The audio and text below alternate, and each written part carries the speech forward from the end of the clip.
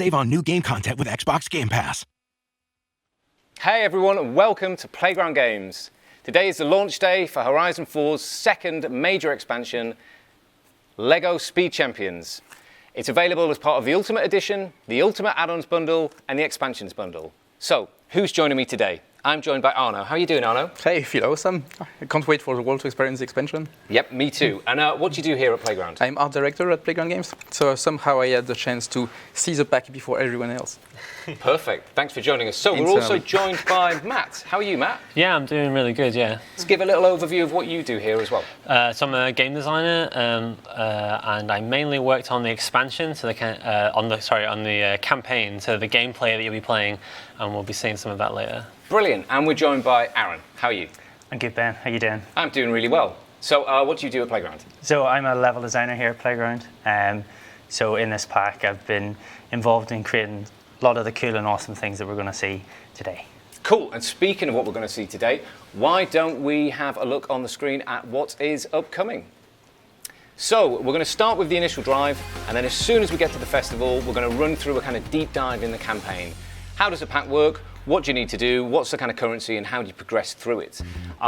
Then we've got a section we're calling Welcome to LEGO Valley. This is a very, very kind of quick look at the first sort of sets of race events and PR stunts, the kind of environment just around the festival there that you can see, before we'll do a kind of changeover and start talking about what we're saying is a handmade map. Every kind of single LEGO element in the map has been placed by hand, and we'll go into a lot of detail on that because it is fascinating. We've then got a section for Building the World. What does it take to combine the real world plus LEGO in LEGO Speed Champions? And then after that, we'll go straight into a deep dive on brick challenges, the kind of other major gameplay element of this expansion. We're then going to move into LEGO Speed Champions cars themselves. How did we build them? How do they look so good? And why are they perfect for racing around LEGO Valley? We're then going to have a look at the collectibles. We've got a whole bunch of new collectibles, more than we've ever included in any PDLC before, and we're going to start moving around LEGO Valley and exploring areas and exploring the valley. We'll have a look at the racetrack, the stunt park, the desert, the city. It's all fantastic. And speaking of looking fantastic, it also sounds fantastic as well. How do you get LEGO sounding so perfect, that kind of addictive, wonderful sound that it's got? It sounds brilliant when you're smashing through it, and we'll go into that. And then finally, we'll be answering questions at the end. So if you want to ask a question, type "Hey Tom" into the chat, and we'll group them all together and we'll go through them at the end of the show. So, thank you for joining in. Let's start. Who's going to drive at the very beginning? Shall I drive? Yeah, you go for it, Matt. Let's go for it. So here we are in the UK. We're about to start the pack. You're going to travel there in your kind of standard focus. Let's have a look what we've got. And we can talk about the kind of what the pack is and how it works as we're traveling there. I never get bored of the opening drive as well. This is one of those things that we've gone through hundreds of times to try and make it perfect, and it's still amazing.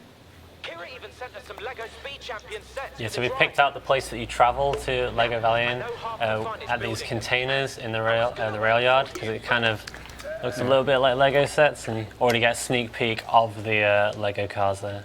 And there they are. They look amazing. I love the detail on the loading screens as well. You can see like absolutely everything.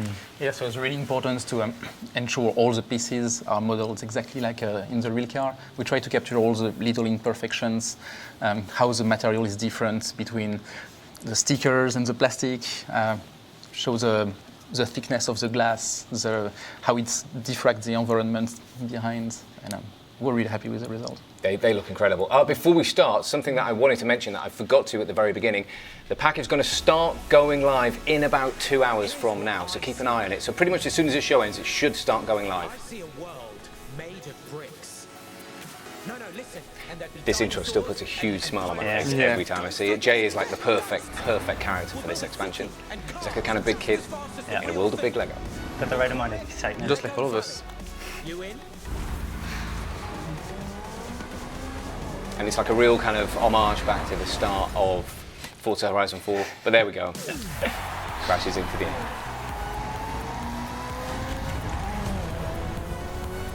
Right, let's go. So we start off here at the Falcon Speedway, which really signifies Speed Champions. So it seemed the most apt place to start the initial experience. We smashed through this giant flag. How cool is that? Smashing entrance. Which went through about 23 iterations to get the right amount of... And by iterations you mean like 23 different flag shapes, positions, sizes. Yeah. And then we go. The UFO. Yes, we have spaceships. Spaceships! Why not? We had to have Lego Valley, spaceships. right? Yep. One interesting thing in Lego Valley is because everything is made out of Lego, we could have much more diversity in the world. So we could like crash a desert in the middle of the map, just next to a forest. It doesn't have to make as much sense. We just took inspiration from all those really nice diorama put together by adult fans of Lego, where we try to get the essence of all those different ecotypes back together without having a lot of transition. We can go from a racetrack to a desert, Exactly, to an airport, to kind of British-looking countryside.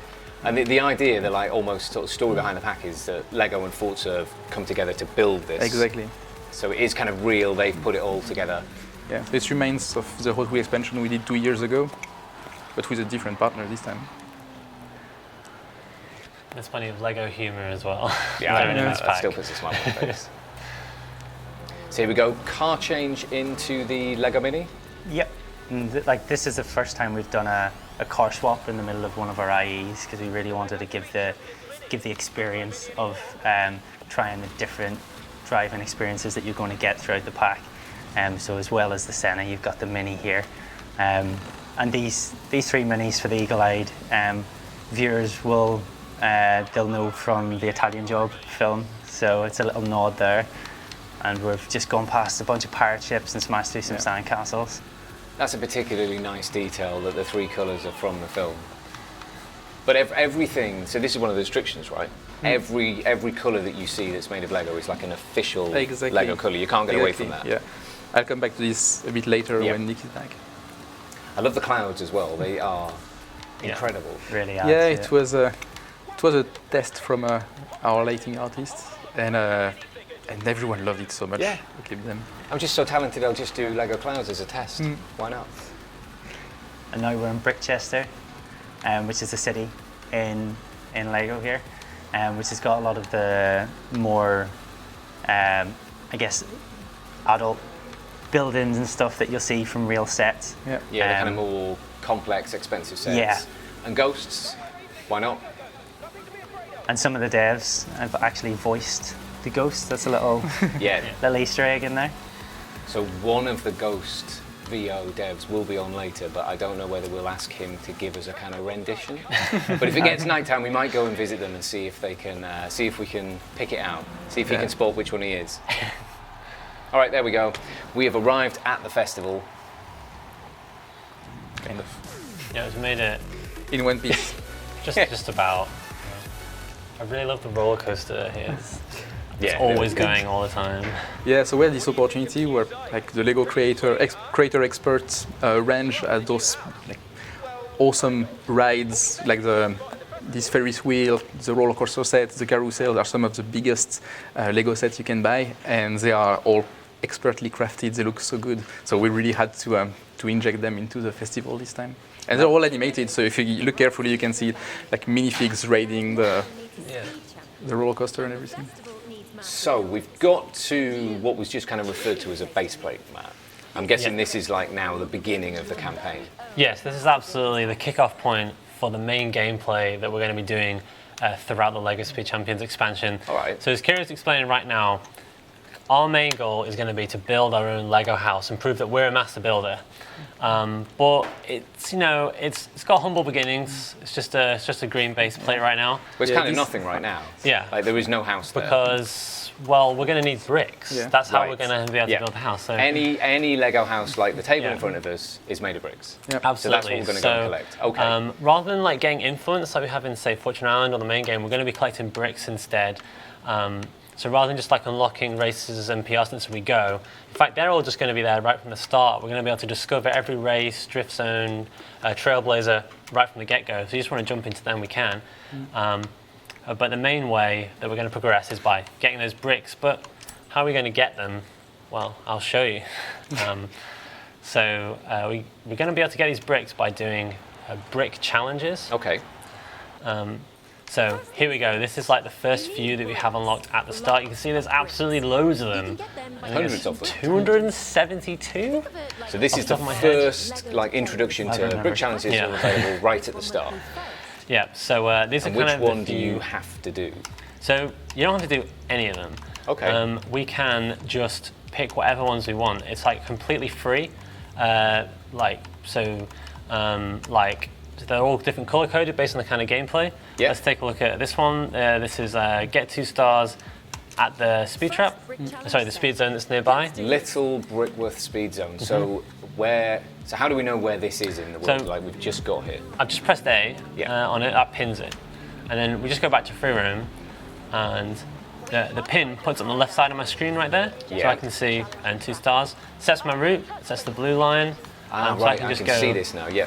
just straight above the over to minimap. it, no problem.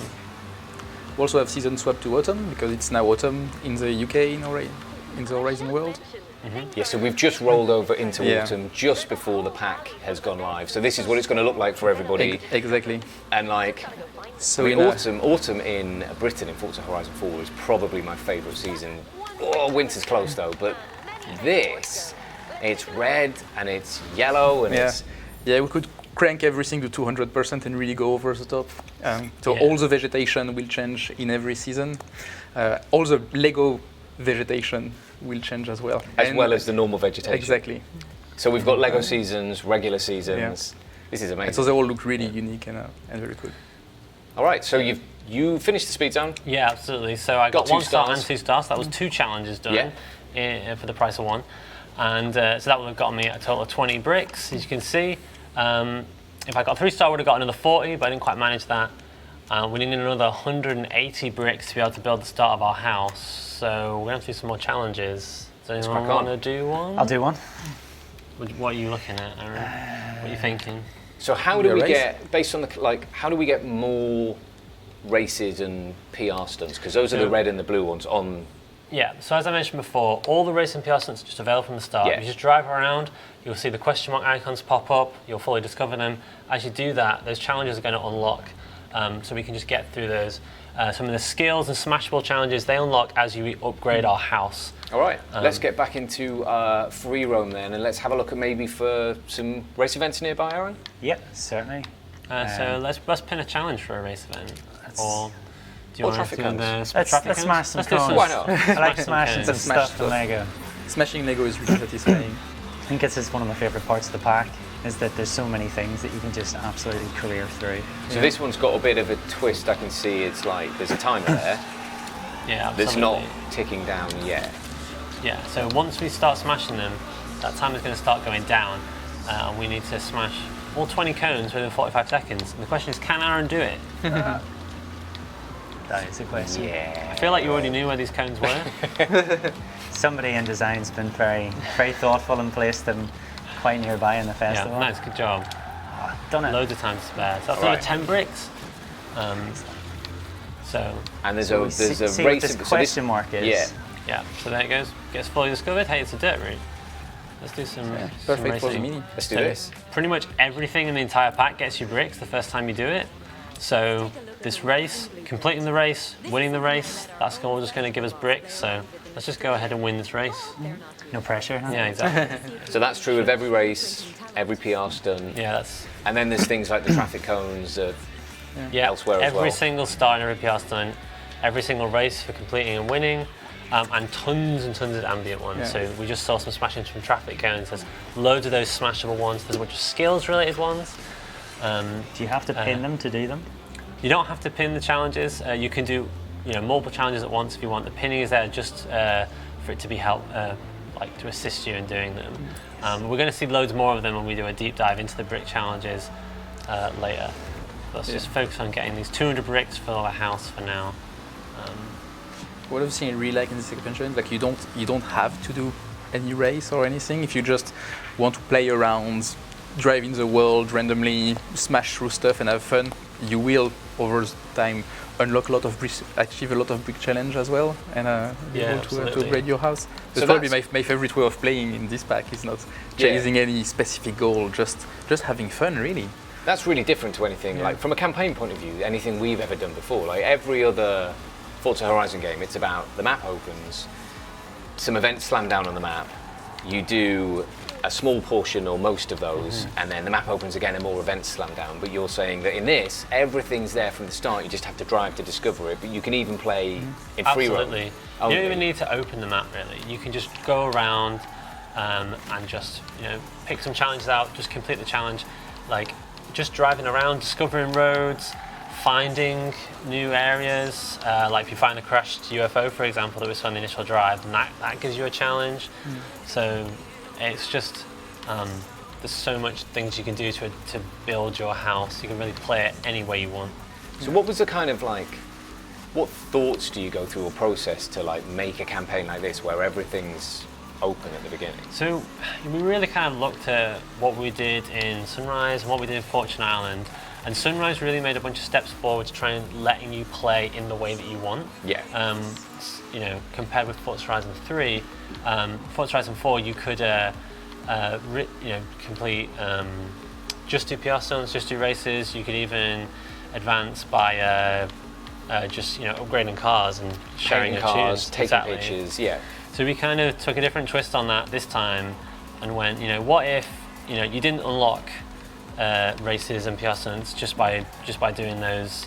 We got rid of that kind of flow where they just kept appearing on your map. Instead of just saying, hey, let's just give them all right away, but then give them some challenges to do. We kind of explored this idea a little bit with things like Forzathon, weekly challenges, daily challenges. And those are really small, bite-sized things that we think are pretty fun. Yeah. And then we thought, what if we kind of did a whole expansion where the gameplay was like that? And I think it's turned out really, really cool. Ace, I can't wait to see more of it today. So Aaron is, here we go, right at the finish line. Nice. First place as well. So how many Brit challenges does he get complete for so coming you first? get one for completing it and one for winning it. All right, he still gets his credits and influence as well, just like you would in the main game. Oh, so it still progresses the normal threads, but absolutely, you get leveled up, you get your wheel spins, all the stuff you'd expect. You're still going to get them. Right, let's get back to free roam and see how close we are to building that kind of first part of the Master Builder's house.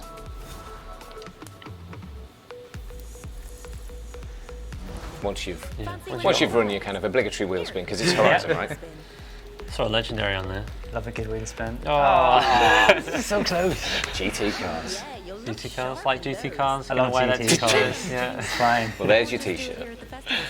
yeah. All right.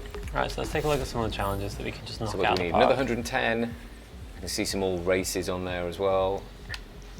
There's a bunch of discovery ones, like find the dinosaur graveyard. Why don't we do another? Oh, hang on a sec. It looks like zooming out a bit. I can start seeing. So these are the other races that you said that we've discovered now, man. Yeah, They're kind of starting to populate. What we're feeling. Well, we must be able to play the campaign in a more traditional way as well, like through the map. Yeah, absolutely. So let's jump onto the map. Right, so I can see kind of So here's there's like a load of question marks.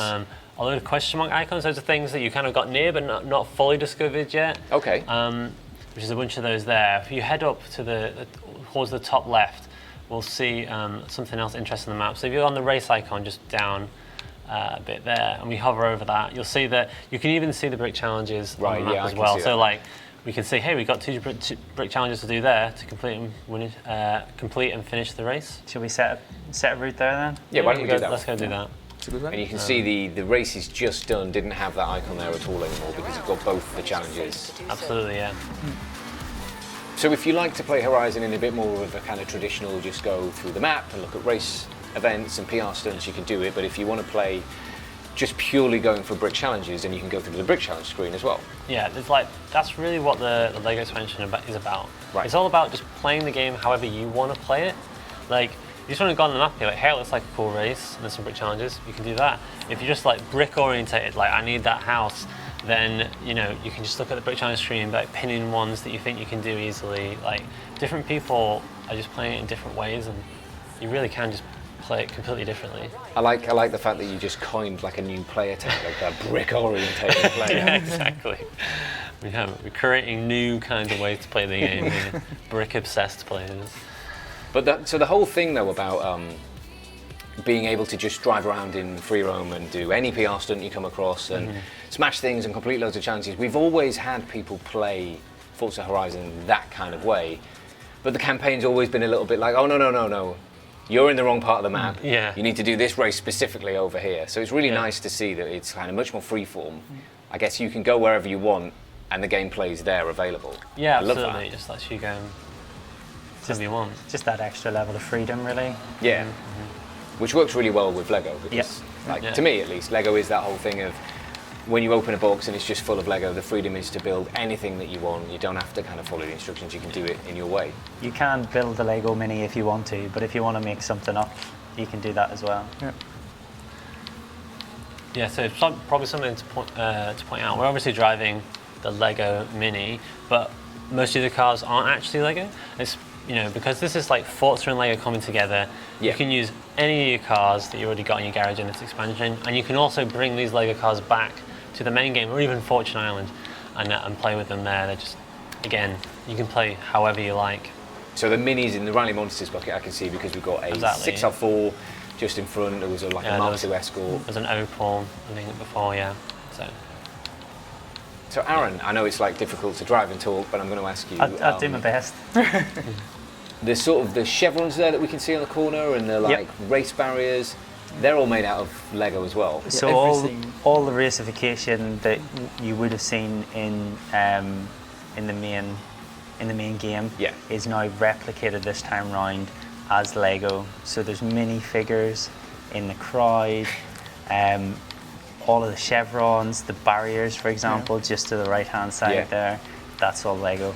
The main inspiration for those racification was some of the biggest Speed Champion Lego sets.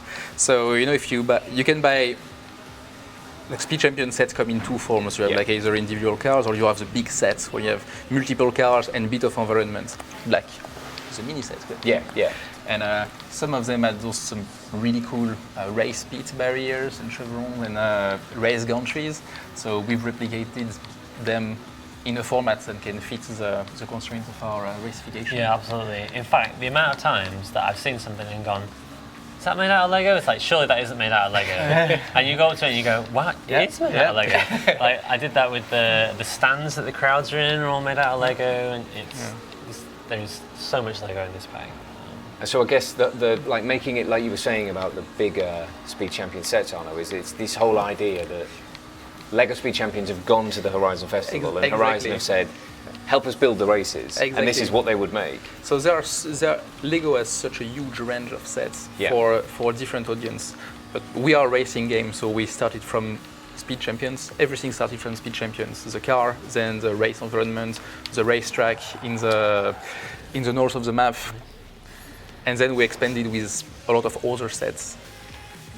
Yeah, cool, right. Yeah. So we've got another 2 down. That'll be another collection of bricks. Yeah, another We must be getting pretty close to building that Master Builder's house. If not... Yeah. You can A-button through these to it might be my goal. I'm itching to play.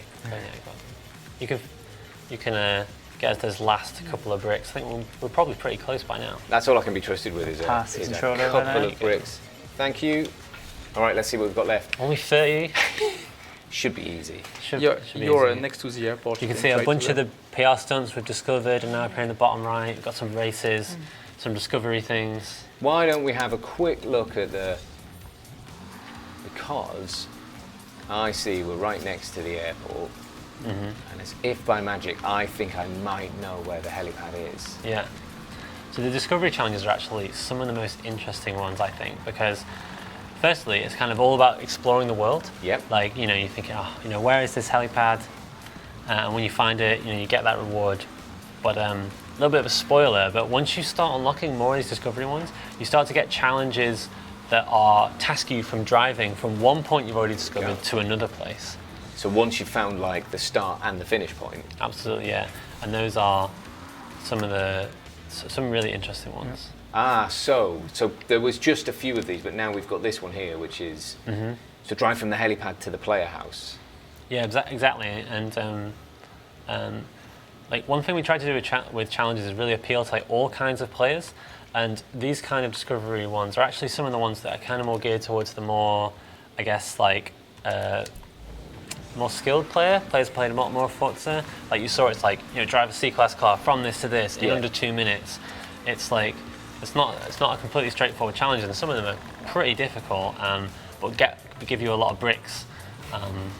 And so, you know, if any of you think that this, you know, it's going to be like it's really not like a casual, really easy expansion. There's plenty of just challenges that, you know, are just nice and fun, but there's plenty to do if you're after a more challenging experience. Speaking of challenging, I will attempt a dirt drift zone in a Mini with traction control on, because I can see. So I can see the icon, and there's these three challenges here. Let's see if I can get enough to upgrade. Look at that. Yeah, had to do a little side excursion there to see those cows, though. Yeah, the Lego animals are awesome. I love chasing them around. They work exactly the same way as the animals in Horizon 4. Yeah. But now they're Lego. Yeah, and they move the same way as like Lego animals. There are a lot of animation we did by inspiring from how they would move if you were moving them With yourself on your own. Yeah. The ghosts are also another good example. They fly just like if you were moving them. Congratulations. You're ready to begin the All right. Yay. Well done. Lego house. Meet me here.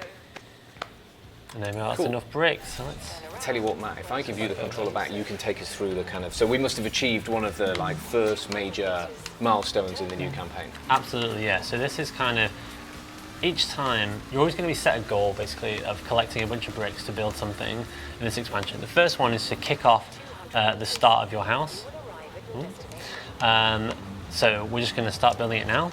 Sometimes it's house upgrades, sometimes it's some of the cars.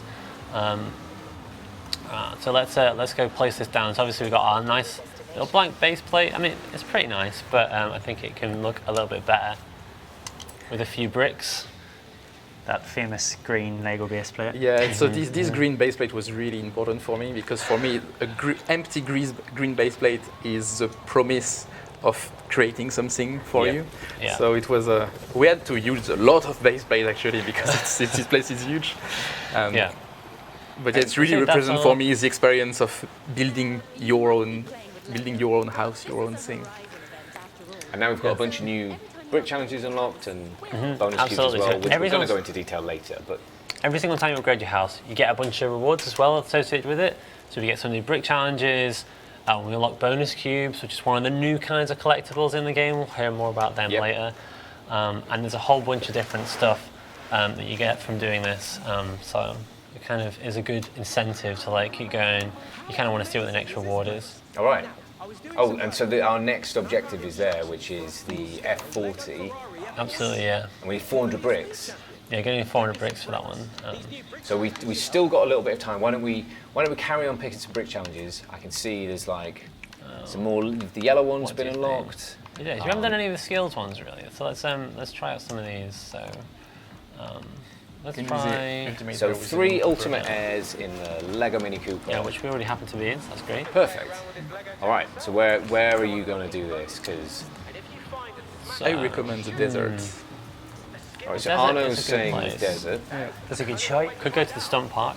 Aaron's saying the desert. Matt's saying the stunt park. I'm gonna head over. But to he's the driving to the desert. I'm driving. to the desert. The consensus You was can see it. clear. It's right there. There's some funny stuff to discover in the desert as well. Those little cool like the elements that you've added into the kind of the fields and things for like the rocks and stuff. Yeah. That when you're driving really quickly, it just looks like rocks. But if you stop, like here as well, each one of these is a. Yeah, exactly, a wedge. So we got a lot of inspiration from what all the adult fans of Lego do, all those kind of really small, nice dioramas, and we just use all inspiration from what they've done and expanded that to a whole Lego thing. Yeah. This was probably one of the biggest challenge in this expansion, is to represent all those really small Lego diorama into such an expansive map. Because if you want for our world to be fun, it has to be huge. It has to be open and flowing and great to drive at high speeds. But most of the Lego sets are quite small and better to be seen from really closer up. So we had to find a lot of visual tricks to ensure we can have a whole world like that feels just like Lego. Yeah, this is something we haven't actually touched on all, is these speed ramps that I was about to say we have to talk about this, right? Yeah. So these speed ramps are all over the world, and Or drive around. they're to show what they're what really they're made of. cool way to traverse the landscape and either jump over something cool or just kind of take a shortcut from one place to the other. So we spent a lot of time, actually me personally, I spent a lot of time going through the world, throwing loads of them down, figuring out, would it be cool to quickly jump into this sand dune or cut from one road, jump over a cliff sort of thing to just make it easier to get around. Yeah. So each And kind of they're all speed fully ramp's functional. got like a little storyline to it in a way. Yeah. Can I build this? If I had all of the pieces, if you could have I? all the pieces, you can build this ramp. So again, all the Lego assets in this world have been built with Lego Digital Designer, which is the tool they use to build the Lego Movie, for example. So with Lego Digital Designer, we had an unlimited amount of Lego elements, the whole library, all Lego elements that ever existed. And so our artists and designers have had a lot of fun building all these new assets. So the speed ramp is one example. And the cool thing about the speed ramp is you just saw it when Matt was along the side of it, that there's like parts moving in it, and you can see it just kind of chugging away. Yeah, there's a giant battery pack. Yeah, really gives it pouring the whole thing. really gives it that life. And you were using it to do the brick challenge that you pinned about getting ultimate air in the Mini. Yeah. How So- about we head over to the racetrack? I think We can there's have gonna a be quick some look. challenges over there. We are going to be very, very close to going away for a little bit, doing the trailer, and then coming back again, I think. Okay. So we might not have time to get to the racetrack, so maybe we just kind of carry on free roaming around the desert for a Okay, while. okay. There's some cool stuff to find in the I think there's desert. a danger sign. I really like the little There kind is of some hidden- bushes and Oh, bonus board. board that you've gone past. And it's worth us mentioning that we've added bonus boards in since the very, very beginning. Forza Horizon 1, I think. But we've really gone to town with the kind of extra collectibles in this pack, which we're going to go into detail later. Yeah, there's so many little Nice. hidden areas. Nice. Yeah, like there- there's the- The whole world is full of little jokes, little dioramas like this. So if you explore the desert, you might even find the perfect house for someone who decided to build his dream house in the desert. yeah, Might remind you of Might someone. remind me of something. Yeah. Okay. We'll make sure that we visit that later.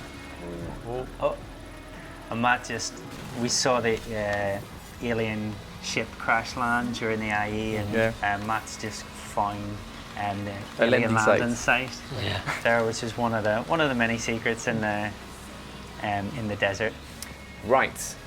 So let's have a look at brick challenges. We're on our way to getting the F40. What are we on? So we're going to We need 350 more blocks. I think it's going to be time for us to go to the trailer, and we'll carry on talking about different features. Thank you guys for taking us through the beginning of the pack. Thank you. Thank you for Great to watching. be We'll here. be back. Don't go anywhere. We're going to cut to the trailer now, and we will get back and carry on.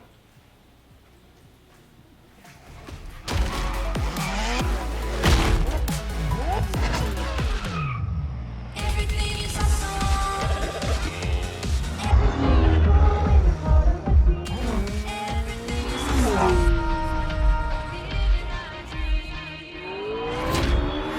Everything is awesome. Everything is cool and I'm on the team.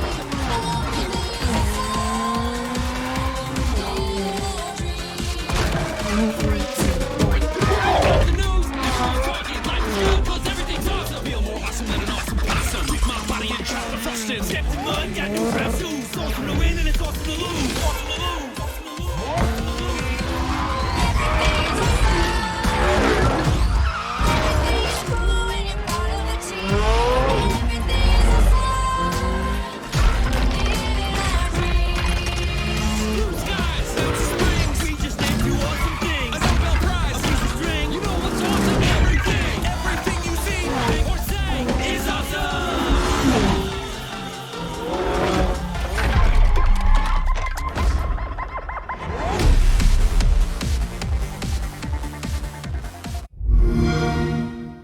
Save on new game content with Xbox Game Pass. Welcome back, everybody. Me and Arno are still here, still enjoying LEGO Speed Champions, but we've been joined by Nick. Hi. Nick, how are you doing? I'm good, you? Yeah, I am doing really, really well. Pleased to have you here. So what do you do at Playground Games? I'm one of the Environment Associate leads, and the team I lead is the Assets team. So Okay. obviously for this pack, we had a ton of fun. We had a lot of stuff to work with. Assets everywhere. Assets everywhere, yeah. That's one of the most important things, assets, when you're making a world that's a combination of Lego and real stuff. Yeah, and I was really lucky that a couple of guys on my team, Jake and Simon, they're like mega Lego enthusiasts, so I think this was probably one of their dreams to be able to make a Lego game. They were hyper excited to work on this stuff. You're not the first person to say that. There's so many people around the studio who are like, this is brilliant. It was a major Everything is passion awesome. project Yeah. for everyone. One of the things that is, for me, an absolute highlight and might be my single most favourite thing of the whole pack is the map. And the map is a kind of purely almost art-led idea. So, Arno, why did we come up with a map like this? Like, what is the map and how did we get to this kind of position? Yes, usually the world map has always been the same deal in every Forza Horizon game. We start from satellite map, aerial view, try to make them look as realistic as possible. Yeah. In Fortune Island, we wanted to try something a bit different with the hand-drawn map that you can sketch along the game when you're discovering things. And this time we wanted to really push things further. So one of our UI artists, Rich Evan, who's a massive Lego fan, prototyped a small section of the map that was made entirely out of Lego brick in Lego Digital Designer, and everyone loved it so much that we decided we had to do it. It was a bit worrying initially because we knew it would take months to get this done, but he really wanted to do it, and so let's do it. So it when took 6 you months. make this in the Lego Digital Designer, Yeah. how do you kind of say, build me a lighthouse, and it builds that lighthouse? So what he did, he looked at all the sets we had in the game look like, and started by building micro-scale version of each of those assets. So he looked at our lighthouse and figured out what's the smallest lighthouse he can make, or what's our roller coaster in the festival look like, and figure out what is the smallest roller coaster he can make. So these are all like kind of custom ideas. Exactly. That he's made. These are all custom ideas. So of course he also found a lot of inspiration from like original Lego set, of course, but Yep. also from all the great creations the Lego community have done in many years. And and he built all those things brick by brick, literally brick by brick. There is no shortcut for that.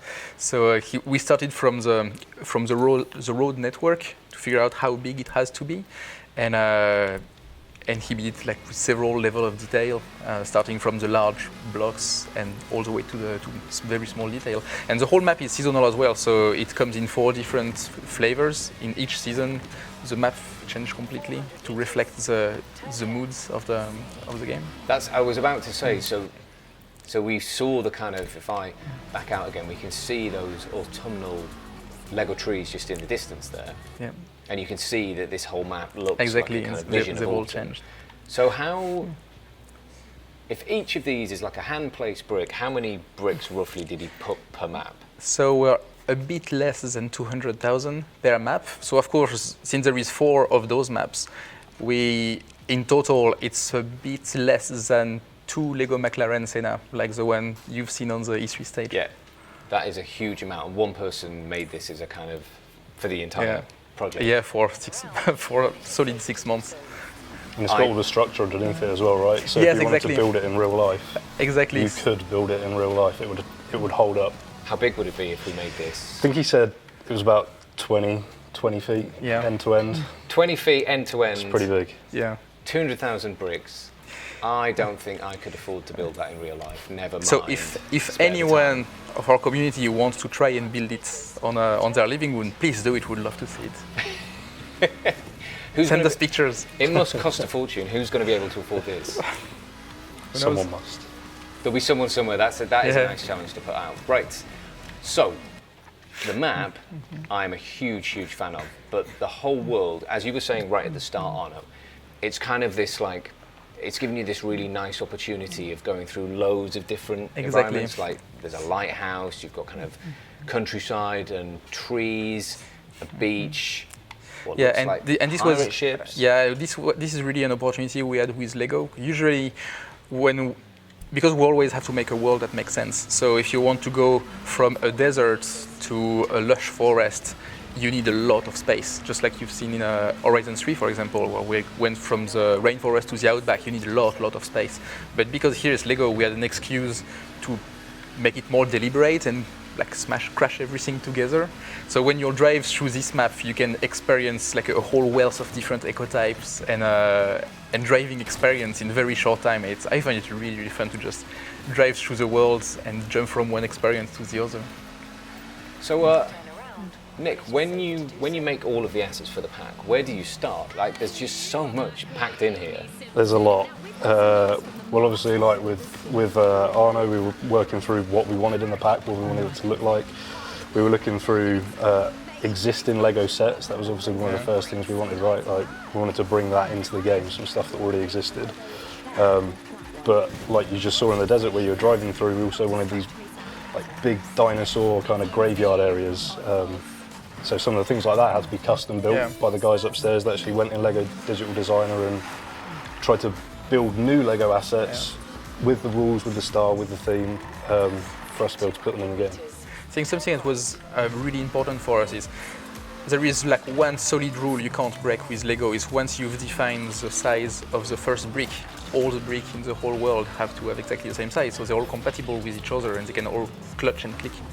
So we knew what was the size of the bricks because we knew how big the cars would be, which means all the assets in the world had to be the same size. So we had to deactivate all possibility of scaling the assets up and down.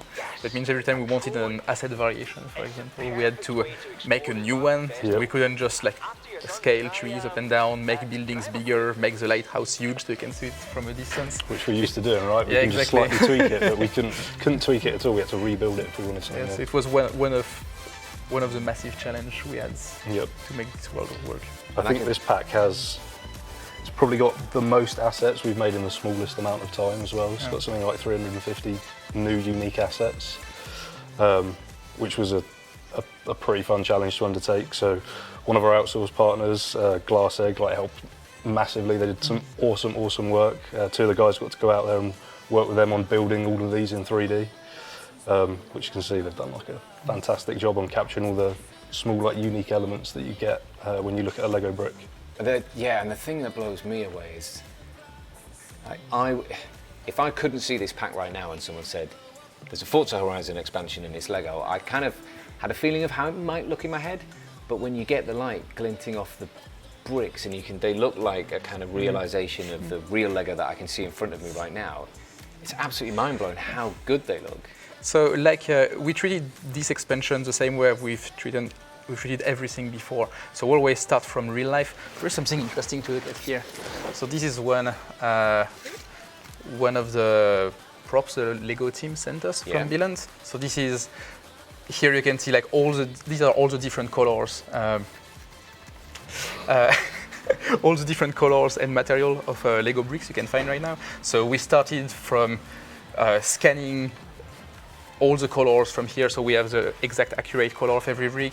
We scan the reflectance, so we scan the transmissive and translucent properties. So from here we made another one, which is transparent. I don't know how much we can see it. Yeah, I can see. I'm looking back to the TV where we can see the game's playing and the colours, and they do look identical. Yeah. So we actually recreated this asset in-game. So we had a version of this asset in-game that we could compare one-to-one and ensure everything is right. The deformation of the brick, the amount of light getting transmitted through the brick, how transparent they are, how thick the brick is. So for the first time, whenever we have transparent bricks, we even modeled all the thickness of the plastic, so you know exactly. So you can see exactly how thick it is. A good example is the windscreen of the car. You can see the thickness of the plastic. You can see the way it changes the light. How the light refracts through it. And so yeah, we try to put like as much, make it as accurate and precise as we always are. So when it came to making the Lego in the world, you didn't kind of mess about and think. No, so we didn't do anything by eye. We didn't just look at it as like, is it Yeah. does it looks like the right color? Or yes, no. We started from like physically accurate values all the time. Yeah, you can see like some of the gaps in the bricks, for example, like the horizontal lines are always quite consistent when you clutch the brick, but the vertical lines have variation with them, which if you can see on like the building there, it like actually happens in real life as well. So we were looking at this stuff all the time.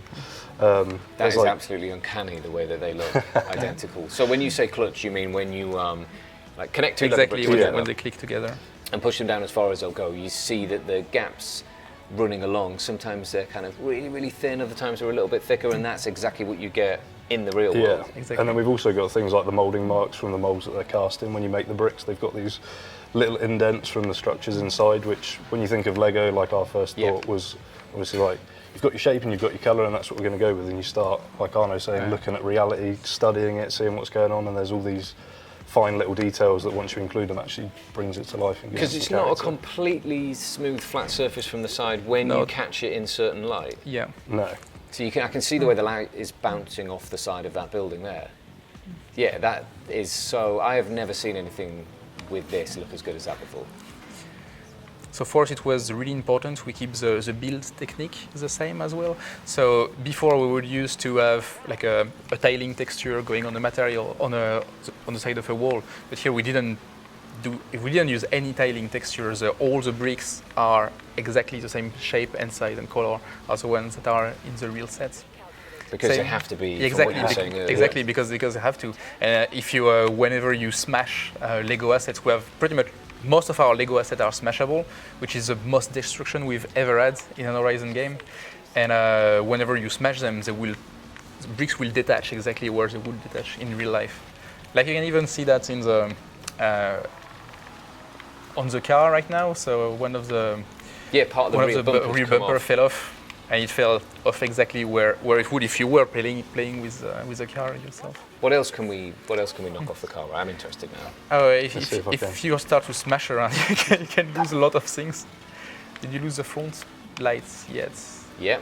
Yeah. So yeah, the row of lights in the front already fall. If you barrel roll, you lose spare tires, the roof rack. There are like a lot of stuff that can fall off your car. It's really fun.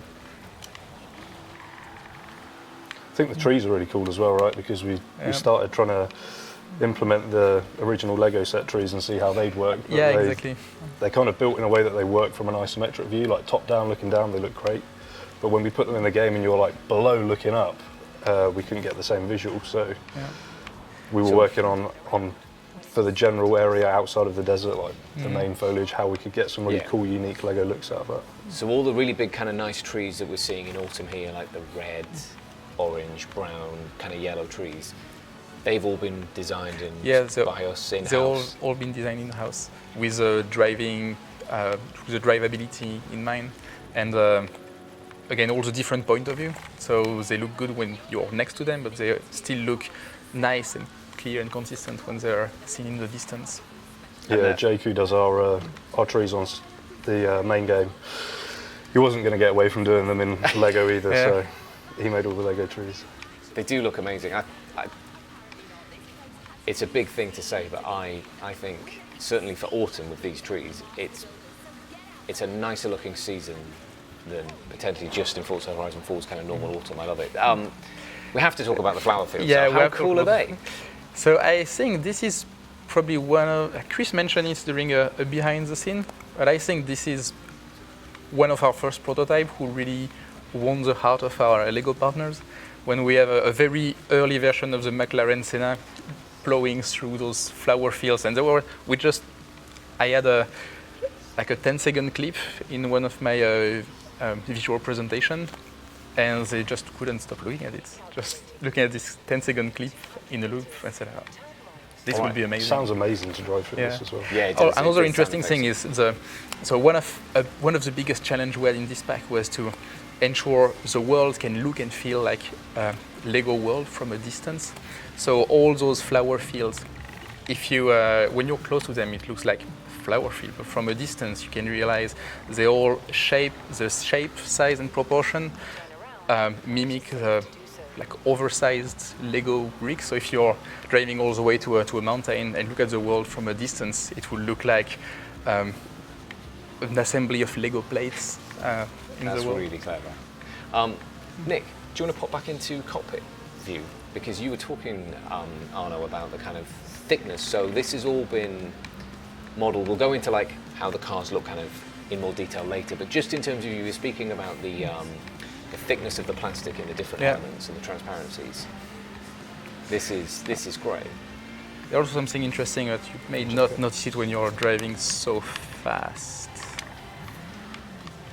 But you can see some distortion as well for the first time, where the plastic is just subtly there. I see where the plastic is kind of thick and yeah, bent exactly. around the corner. Because it's one of the things we noticed when we started looking really closely, like putting our camera inside, trying to fit the camera inside the car. There was this like slight distortion that made it really really authentic. So we spent some time trying to get that as accurate as possible. So all Lego Speed Champion cars have some kind of distortion where so they really feel like what you would see if you were a minifig driving inside those cars. All right, we are starting to get towards the end of kind of the time that we can talk about the world. We've probably got about 5 minutes to go. There's a question that's on my mind, Nick, and I think everybody's probably thinking it. Of all the assets, and you are Mr. Assets, as you've said, assets, which asset is your favourite? What's my favourite? And let's see if we can go there. I think about the UFOs the most. That is literally at the other side of the Oh, page. I know, right? I picked the other side. Did you have another favorite asset that's much closer? Actually, the brick walls, though, they are pretty fancy. Like, These brick walls, they yeah, were a these are pretty highlight cool in as well, Forza yeah. Horizon 4 for smashing through. So Yeah. brick walls made of Lego is like win times win. Well, that was obviously a new thing we added in 4, Yeah. and that went down really well, smashing through them, felt great, so we obviously wanted to have it again this time. Yeah, so those brick walls aren't genuine Lego sets, so we just designed them ourselves to look as close to the experience we had in Forza Horizon 4. Because everyone's favorite thing was just like blowing through walls, so we had to make something at least as satisfying as what we had. It is super addictive. Why don't we head over to the UFOs and like call things out on the way? Let's go there. Yeah, I think the UFO is like one of the first things I saw because with Lego Digital Designer, we could get the assets in quite quickly in like a base form, so that spat us out like really high poly geometry, but with no textures and things like that. Yeah. So we got a good idea of what we wanted the pack to look like. And the UFO is one of the first things I saw when it had been like textured up, all finely detailed, and I was just like, knew what the pack was going to look like from a full quality point of view. It looked awesome. I think my favourite is just the little flowers. There's just something so, like you see it in so many different kind of Lego sets, and it's quite like a small innocent piece, but it crops up all over the place, and they are just so much fun. It's that or the walls. The walls are brilliant to smash. They're pretty cool. Yeah. I think Reese had fun doing the ground cover stuff. It's very different from the stuff he'd usually do on Sunrise, so that was cool.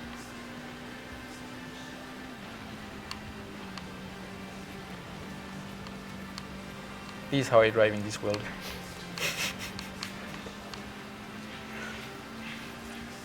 Right, we are just about ready to move on. So, how about we get to the aliens, just so Nick can kind of tell us why they're his favourite. Probably somewhere get this there. way. And then we've got something really, really special to show everybody before we'll be coming back. What's up, Horizon? Amy here, just back for Can I change the radio? If you want. Oh, Turn around when it is safe to do so.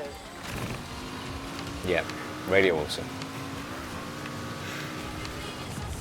You have arrived at your I think what we did destination. with the cliffs is really cool as well. You know, Oh yeah. drawing on that visual. Yeah, it's one of those things that are hard to notice when you're right in the middle of the map. But when you look at them from a distance, all the cliff shape, all the skyline are shaped like a Lego bricks. So when you look at the whole skyline from a distance, these are similar proportion as would be if they were built out of Lego. All right, here we are then. So of the UFOs, is it this little kind of, these tiny ones here? Yeah, I think just like this area, I just love this. And I It love is. what like Rich did with the map. That was one of the first dioramas I saw of him. Let's bring up the map and have a look at what we're talking about here. Like So this that- little crash site Oh, here. and it's gone through the sign as well. That is Yeah. amazing. I love the fact that each area's got like that theme park feeling to it. Like if you spin around the rest of the map, Arnie, you can see like we've got the kind of names and logos for Yeah. every area, and it does feel like it's a whole playground. So yeah, this is where like Rich started from. When we started doing the map, he made like all those little dioramas, try to capture the look and feel of each area, and then expanded into full things. Look at this little plane. Yeah, it was so amazing. We get like this giant asset back, and you go over to his desk, and he's made like Yeah. this miniature version of it that you just know what it is straight away. Like the pirate ships, it's like Oh man, what a super commitment. talented. What an absolute legend Rich is. All day, every day, making all of the assets that you've made into this like beautiful, handcrafted, hand-built, Yeah, 100 and how many thousands? You were saying 180? 188,000 It per is- map. It's mind-blowing. It's so good. It is the best kind of like 2D map to navigate we've ever done. I love it. Right. I think the beauty of it is also everyone contributed to that. Whenever they came to look at the maps he was doing, so like, oh, you can try using this kind of element or this kind of element. So it was everyone contributed to that. All right. Awesome. Thanks, guys. Okay, so don't go anywhere. We're going to do a quick changeover. We're going to have a video up, Building an Expansion, Part 4. It's an exclusive. It's not been shown before, so please stick around and we'll be back when you get back. Cheers.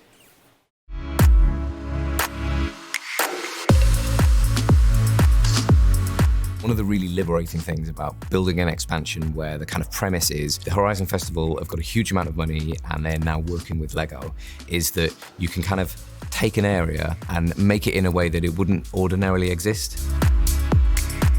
For our world to look like Lego, we had to build it like Lego, literally brick by brick. One of the most fundamental rules with Lego is that every Lego brick on screen needs to have the same scale, so they are all compatible with each other. Once you have a stud in the world, everything else should adhere to that. Every stud should always be the same size, and every piece could theoretically clip onto that, and you never break that rule of scale. One of the interesting challenges in bringing Lego to Forza, really getting the materials right. Playground's artists immediately had to go about figuring out how to capture the way light plays with bricks to make sure the color is just right, slight imperfections on the surface from having been played with. We did a very detailed modeling of a brick with all the internal parts, injection marks, branding, all these kind of things to try to really replicate as much as those things in game. When I think people see that, you know, like we paid attention to that detail, it might blow their minds a little bit.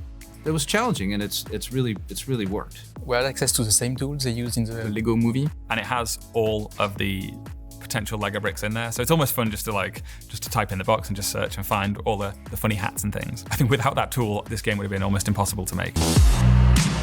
Throughout the world, those are actually real sets that have been made in the past or are currently being made. Even some of the achievements are the set number. We had a lot of inspiration from Lego City. There are brownstones, hotels, plazas, courtyards. We have patchwork fields of Lego flowers. We are introducing those kind of Lego rule sets at a macro scale in everything in the environment. The shape of the mountain, the seashore, the rivers, the way forests grow in this pack, everything adhere to Lego rule sets. It's one of those things visually, like you don't think we're gonna gravitate towards and like really invest in, because there's things like the city, the Pirate Cove. We have a dunes area where we have UFO crashes. During the game, a UFO crashes and it spills some alien fuel cells around the map. They have an effect on the map. So the alien fuel cells themselves don't appear in sunlight. So whenever there is direct sunlight, they turn invisible, which means that when you're having to discover those, you have to do that at night. And also where they've scattered, the alien fuel has leaked into the soil and it's caused some mutated alien trees. And they're invisible as well unless it's raining. And it sort of catches you by surprise because you often don't know when it's going to rain in Horizon. I think my favourite part of the expansion is the racetrack. I did not expect to see a racetrack in the Lego expansion. That's the last place that I thought we would do it. All of the racification is made from Lego. The barriers, the crowd. It's this perfect mixture of this feels real, but at the same time, like I'm playing the best toy that I never had. So there was this place in the world where the only instruction we gave to level designer and artists were, imagine you have an unlimited amount of Lego bricks and you want to build the funniest place to drive your car in.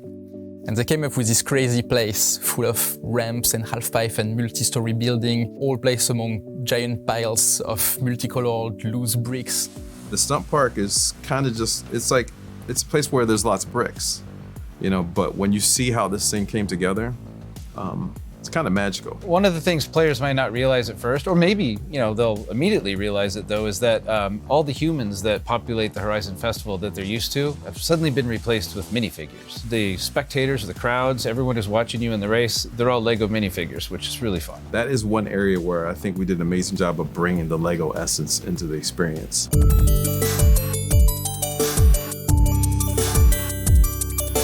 What are those high-level rules for like how a minifigure needs to appear? Well, I mean, they're all in here, which I can't share entirely with you, but nearly 300 pages of rules, which is kind of amazing when you think about, in some ways, how simple the design of the minifigure really is. We didn't initially plan to build minifigure in this game. It was more a world for human driver to experience. One of our animators made a minifig as a joke and animated it in a stop-motion way, just like they do in the Lego movie. And it was so cool. It makes the pack look and feel so immediately Lego that there was no turning back for us. Everywhere you go, you see minifigures reminding you that you're grounded in Lego. How do they work? I don't know. Let's just say there's a little bit of magic involved. You can look through the eyes of the minifigure inside the cockpit of the car, and you can see that he's not touching the wheel, and he's doing this, and the wheel's just turning on its own, because of course the minifigure, his arms are too far apart to touch the wheel, and that's how they've always been that way, and I think that has always been super cute. I think that's really great, and I think that the people playing the game will get a kick out of that. I think so. All the animations we've done for the Speed Champions game, I don't think we ever have a piece bend. I think we do stick true to Fabulous. motion. Yeah. Well done. That's probably the safer way to do it. A lot of our crowd animations as well are stop motion. I think that adds a real charm to it. It's so charming. I think it's our humor.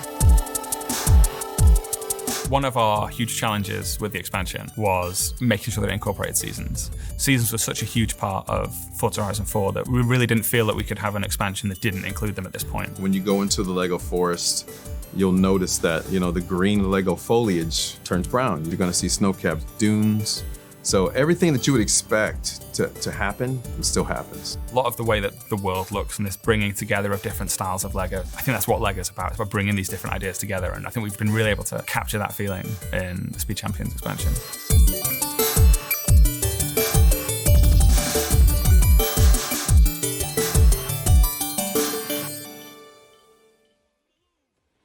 Welcome back, guys, for the second half of the live stream for Forza Horizon 4's second major expansion, LEGO Speed Champions. We are having an absolute whale of a time, and I'm joined by 3 new guests. So, who's here? Brian, how are you doing? I'm doing all right. How are you doing? I am doing very well. Yeah. I can't believe the first hour's gone so quickly. Oh, really? Yeah, it's absolutely flown by. So what do you do at Playground, Ryan? So I'm a senior game designer, and I have been working on the brick challenges in the new expansion.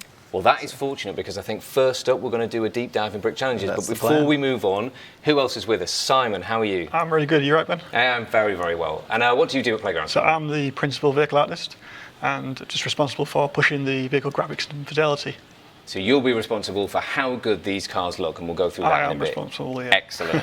And finally, Dave, how are you doing, Dave? I'm good, yeah. Good to be here. Good. Pleased to have you here. And what do you do at Playground? So I'm a game designer. I worked a lot on the collectibles in free roam, so we'll be talking about those later. So, Perfect. yeah, There's a whole bunch of new collectibles in this pack, yeah, right? It's really exciting. Brilliant. So we did say first off we were going to do brick challenges, but before we do that, I think what we'll do is we'll have a look at what's still upcoming in the second half of the show. We should have that on screen. Okay, so I did say we'll be doing a deep dive in brick challenges. We are then going to go to LEGO Speed Champions. We'll have a look at the art of them, how they've been built, the kind of challenges that Simon and his team went through, and just how they managed to get all that detail into them.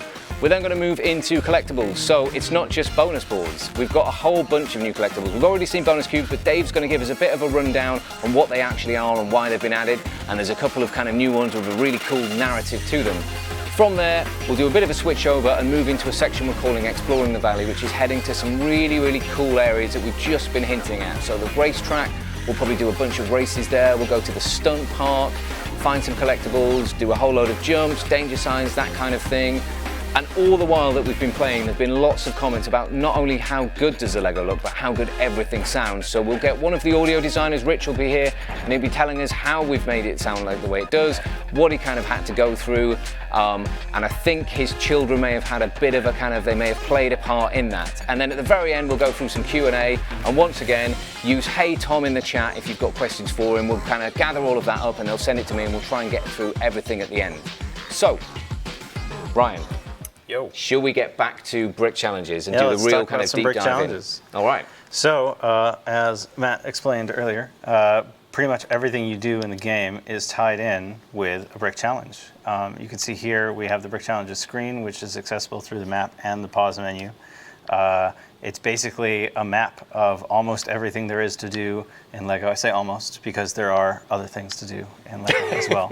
But most of it's here. We've got PR stunts, we've got events, we've got skills, we've got smashables, collectibles, and then the purple, my favorite, the exploration section, which has you kind of careening all across the entire map, doing all sorts of crazy time stunts. So these are the ones we were seeing earlier when I went to the helipad in the airport and it unlocked like now drive back to your house in a certain car. Right, and each one will like either indicate to you exactly what you need to do in order to complete it, or if it's locked, you can see there's a description saying like, here's how you unlock this challenge.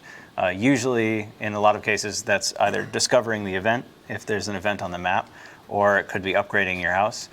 In the case of these discovery challenges, often it's like you need to complete one challenge in order to unlock another one.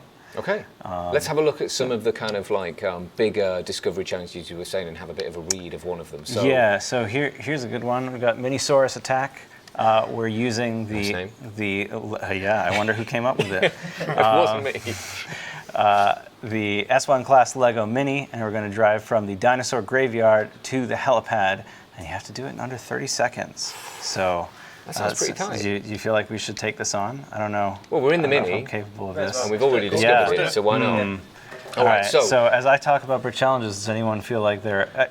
I want to know. I've made sure that I can personally complete all of these challenges, so this has already been done. You can guarantee completion status for everything. I would not ask you to do anything I couldn't do myself. It's going to be great. Dave stepped up, he of game design fame. He will never live it down if he does not complete this first time. You only have 30 seconds. But so tell me about, we've seen this a bit already, but the kind of, you selected it, you pinned it to your HUD by pressing A, went back into free roam, and I can see the name of the brick challenge, and like what are all the other things in there? It's the stuff that I've got to do for. So we basically tried to make this as convenient as possible for tracking what you're trying to do. So once you've pinned the challenge, you know that you need to be in a specific car. That's checkbox, and you can see here that because we're in the Mini, it's already checked off. The next one is going to be the next step of the challenge is you need to be starting in a certain spot. We'll see that once he reaches the area that we've labeled for the dinosaur graveyard, that'll kick off. So the timer will start when we get there? The timer will start as you leave the graveyard. So right now, you see all the dinosaur bones, he's in the graveyard. The moment he leaves, that timer will start. Just going to say, it's night time, so this is going to be a lot harder. The excuses are coming already. So you need to bring up the map, Dave, I guess, to find out where the helipad is. Right. Which we were at a second ago. Yeah. Somewhere over here, right? Yeah. It's almost like you know this game. It's almost like I've done this before. Right. Okay. So here we go. Okay, so the timer, so we're still in the area. And then the moment you head out of it, you see the timer's now started, so he's on the clock. There is It was like a little kind of audio cue as it ticked off. Right. Okay. Yeah. See all the shortcuts now. Oh, so you're gonna cheat your way into the airport. Yep, taking that. Oh, see, he's completing challenges that he hasn't even pinned. Because that's just how this game works. Loads of time. That's right. Okay, there we go. So, this is actually quite tight. Oh, he's got it. He's got it. There we go. So there you go. Sweet. All right. Should we get back to the brick challenge screen? That's a good number of it. That was like 100 bricks right there.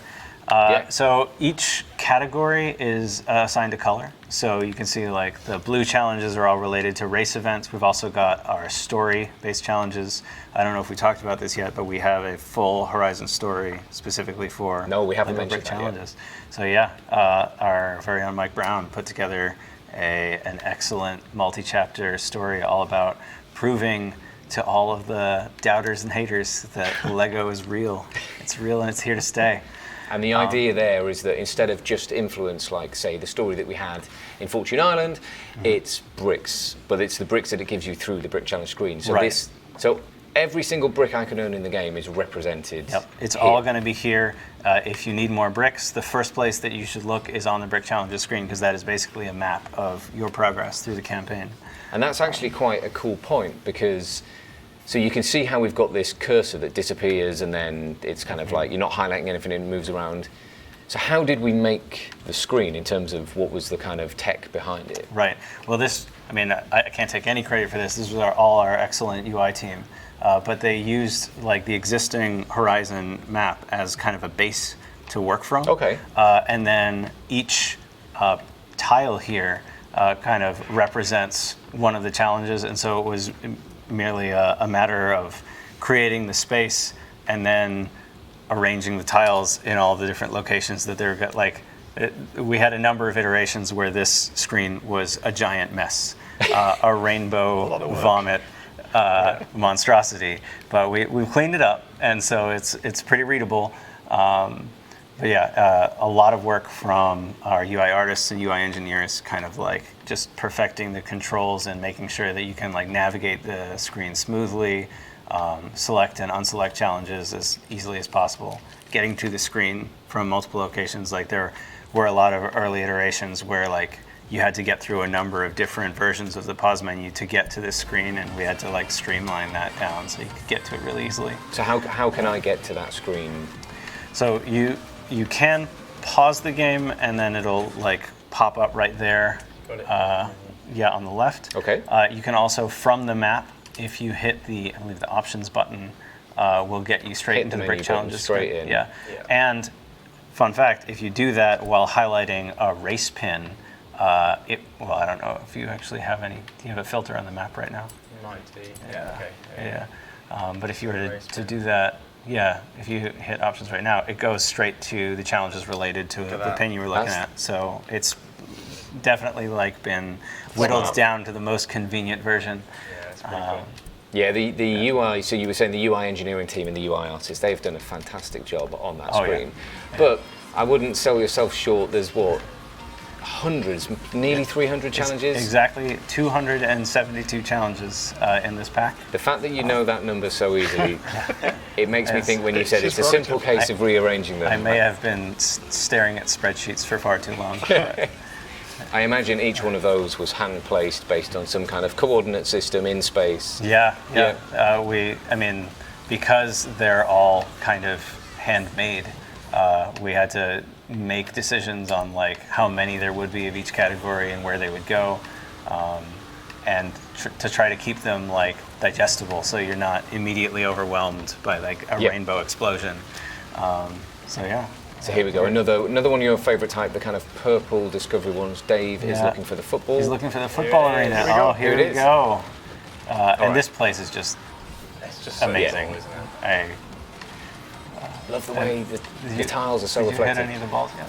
Okay, if I don't want to get the screen through the map or through the pause menu, how else do I pin a brick challenge on the Oh, well, funny you should ask. We've actually made a few changes to Anna.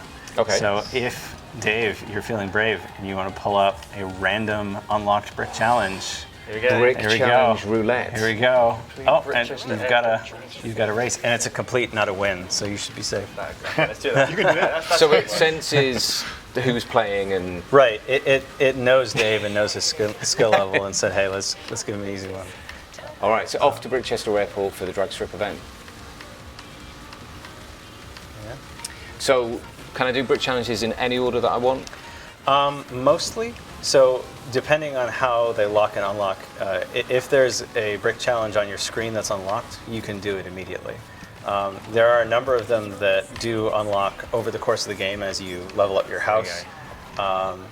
But all of the races and PR stunts, as has been said before, are discoverable on the map. So the brick challenges for them will unlock the moment you discover them in game, and you're just ready to do them right there. Right. So Dave, fancy your chances? You're going to win? So I've just got to finish the race, right? I don't have Yeah. to win it. You just so have to make it past the finish line. a drag race. Can I have a go? We're doing a drag race in a mini. I can hardly I think think this of would be all right. I think I can an do easier this. challenge you could have picked. Yeah, like literally finish the race, which is hold a down the straight gas line button. So if I just do this, right?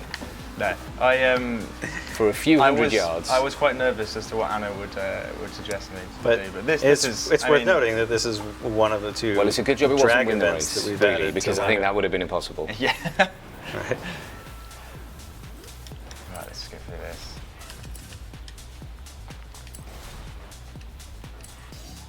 All right, when we get back to free run, why don't we use Anna again to see if she can assign another one?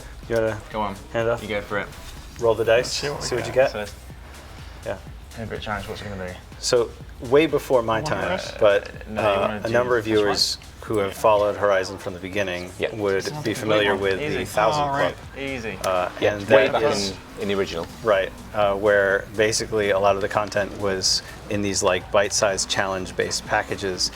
We kind of riffed off of that idea in this expansion to say, look, we're going to let you do all of the content, but we also want to help you track what you're doing.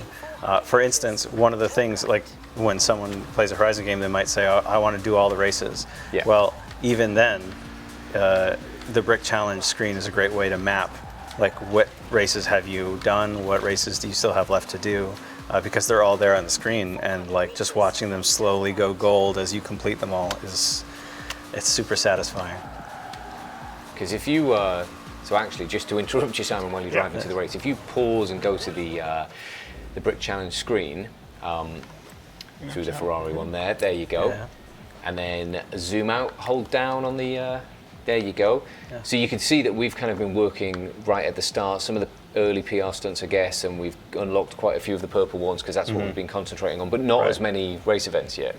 So the race events, you can see there's a good chunk of them open, but as you explored the entire map, that would be when like the vast majority of the blue section in that top left corner would open up. All right. You can see the collectible challenges a little bit to your right. Yep. It's the first one I can see the green open. one just there, yeah. Yeah. Cool. And we can. And those are explicitly made to like count your progress towards collecting all of the bonus boards and then our other stuff. How mysterious are the collectibles will come later. If you press the menu button, you can get straight back into gameplay, or just press B to back out through the menus. Yeah. All right. Right. Get to So the heading to Jurassic Graveyard Trail event. It's another complete one. So Trail is a good choice for the Mini, being that it's all kind of It's set a up for rally rally. monster. I really like having like a really nice kind of sandy desert back in the game. I've actually missed this sort of sand. You got to be careful going through that desert though, because there are some high dunes, and like sometimes you're on a trailblazer and you think, oh, I can just cut across this real quick. It's not quick. Yep. You're going to be bouncing. No shortcuts. I just find that every morning when I come into the office, I spend like at least 10 minutes just jumping around the sand dunes because it's just so fun, especially in the Mini as well. It's like, it's just great. I didn't check the difficulty yet. Fingers crossed. I think You you got might this. be I okay. have faith in you. Fine. We'll see. Here we You've only go. got Already completed as well. up to 6th place. No, Just 7th. come last. Yeah, watch those corners.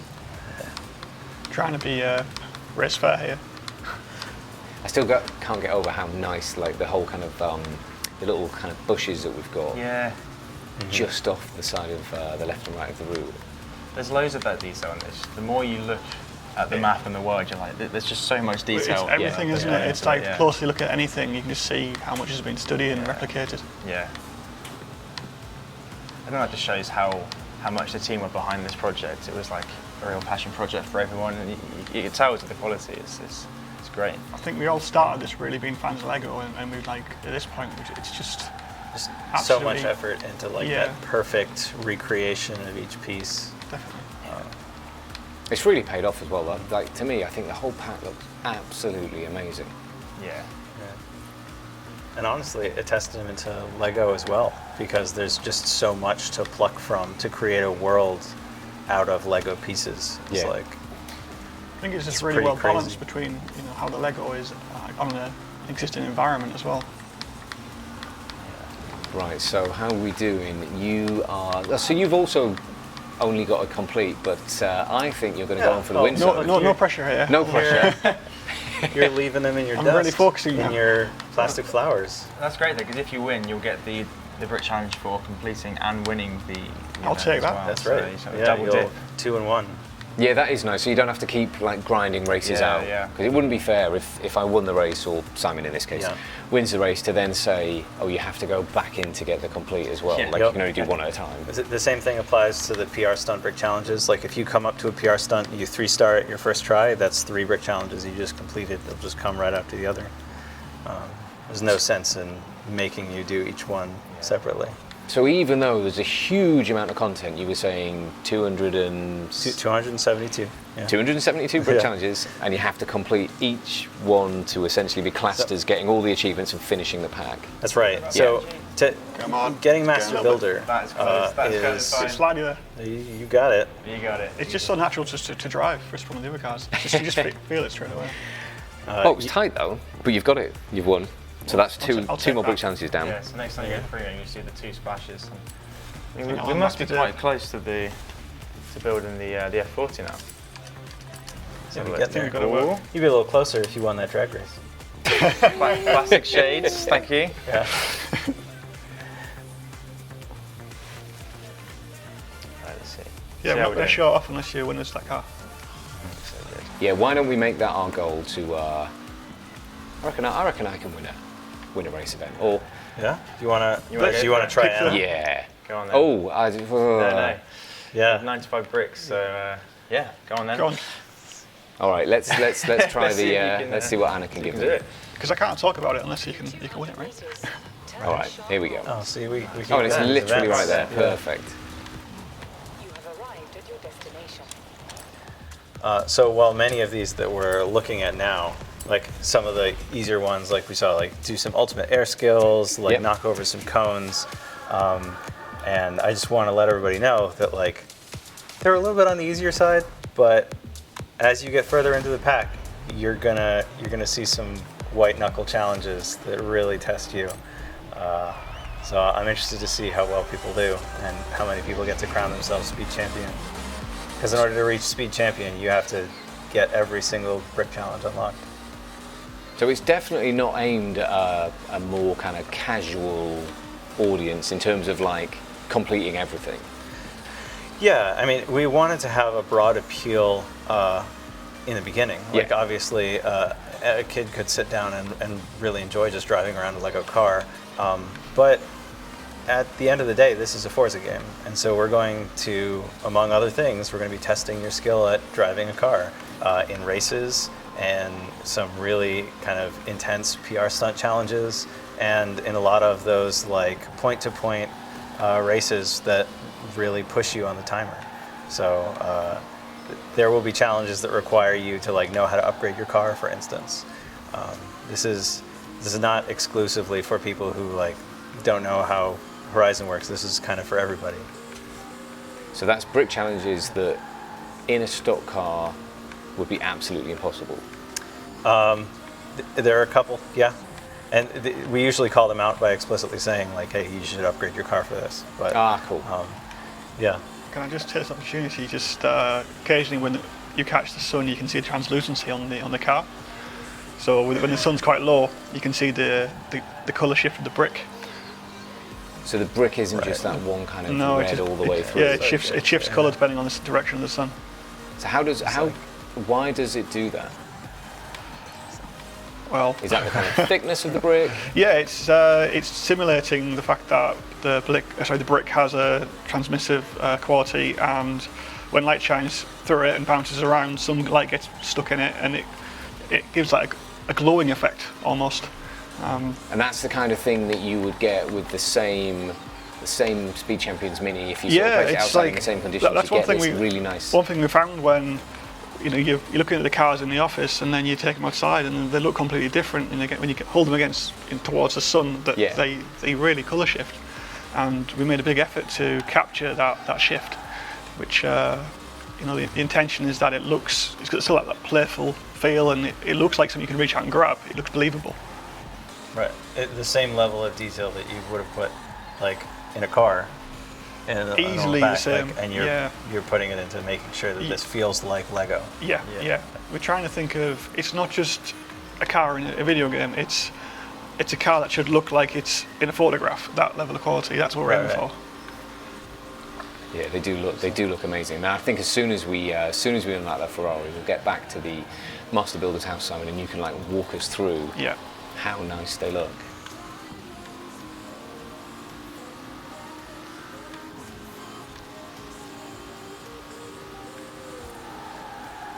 I think this is another one you've done before. Has anyone managed to maybe a little bit. Do you play this Horizon game? Very occasionally, from time to time. Have we seen any of the destruction on this vehicle yet? Apart from the missing rear bumper.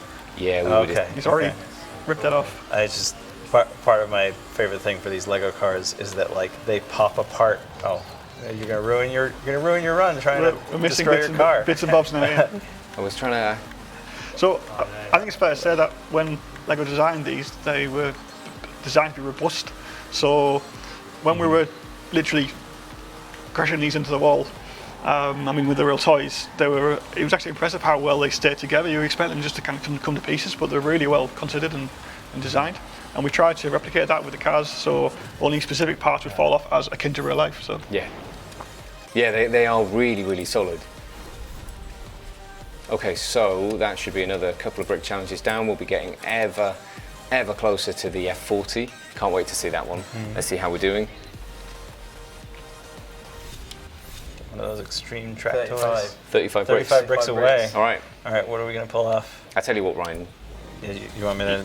do you want to have a go? I know you said you can complete them all. We're gonna see how I do. Go on then. All right, we're gonna do an Anna again. Yeah, why not? Let's see what you get. Roll the dice. Can we up the difficulty, please, Ryan? This guy. 3 stars. Three my stars. goodness. On Trailblazer. Oh, this is gonna be tough. This is gonna be tough. Okay. That may not happen in the well, you know what? in the mini. If I give it a shot, I should hopefully get 1 or 2 stars, which will then get us ever closer. Yeah, bring us closer still. So we'll at least give it the attempt. See how we do. Yeah, so Trailblazers are a really cool PR stunt that we introduced in Fortune Island, but we're bringing them back for Speed Champions. They're like, so if you haven't played the main game, so you haven't played Fortune Island, sorry, they task you from going between one point to another, and you've got to sort of work out the best route as the crow flies. And it's like, this is the perfect expansion for that because you're driving through so many different types of terrain and so many different sort of Lego pieces to smash along the way. It's really, really fun. So you just get your destination. No, you don't have to stay on the road like you do with the Speed Zone. You can work out your route however you want. It's really good fun. So it's kind of like there's a puzzle element to that as well. So you have to work out what the best route is. I actually find that I'm really bad at these because there's so much Lego to smash on the way that I deliberately smash into it because it's just so fun. Right. So you just need to do it, don't you? Okay. I'm gonna get yourself set up with a bit of a run up. Yep. All right. And so I'm not sure if this is one of the ones. A lot of the Trailblazers in this pack actually start off with a speed ramp, which is. Let's run right in front of it. If you get the right angle. Yeah, I don't know about this one. Yeah, you don't want to be thrown off course. So where's it? There you go. Instead, going to pull off to the road here. Let's see what we can get. There we go. And all right, but just for fun, I'm gonna pin my destination here. Where are we going? Oh, right here. There you go. Yeah. Gotta have that GPS. And thankfully, Trailblazers are ghosting, so I'm gonna give it. Speed ramp. Speed Here we go. Lego Fairfields, football pitch. And the forest. Oh God, here we go. Here it comes. Here it comes. Here we go. So those green flares must be the end. Yeah, we're getting there. I think they're pretty well. Yeah, it's been a good run. Oh, that speed ramp helped. Yeah. Okay. Looks like I got 2 stars. Maybe? Yeah, two stars. All right. So didn't quite get the 3-star. Disappointed Anna, but hopefully we. So let's see on the 15 away. That's like 1 PS done, right? Yeah, what we're going to try to do, guys. Let's have a look. Yeah. Let's have a look. All right, so what do we got? What about? Any cool skill ones that require? No, those all require non-Lego where's the cars. bin? Let's Is that skip those. 10 rubbish bins. 10 rubbish bins in 60 seconds. I reckon we can do that one. Yeah. Do you want to give that a shot? Yeah. All Let's right. go for it. What's that one called? That's rubbish Rubbish driving. driving. Oh. Ta-dance. Right. I'm actually So, not confident, but we'll find out whether I can actually do it or not. so what's your technique for this, Dave? Like, where there's not going to So- be a huge amount of rubbish bins out in the countryside, I guess. He's done his research. So. So I might know the world a lot better than some others. So I know that there's really well created Lego houses in the city, and obviously when you live in a city you need a rubbish bin. So if you look outside the front of all the houses, you can see a lot of rubbish bins, and there is a road that is just like it's full of them. I see what you've done there. You've connected people with rubbish. People with rubbish. And then you've connected rubbish with bins. And then I'm just going to smash through all of them. Excellent. Yeah, because why not? So these things here, you can see those green bins. That's what I'm after. Okay. So I'm going to get a run up and just sort of sweep. But you've got to get 10 of them in the a way minute. through. Bearing in mind We're gonna, the like, timer block will course start first. the moment As you get soon one. as I hit so one. you gotta like plan Okay. ahead. Sounds like there's a lot on the street.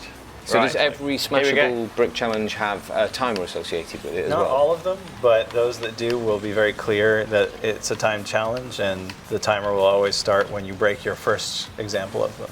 And Anna also has a feature for the timed challenges where if you say like you hit one and you don't want to wait for the timer There to we run go. out before you Sweet. start, I think we you just- can actually reset each challenge manually.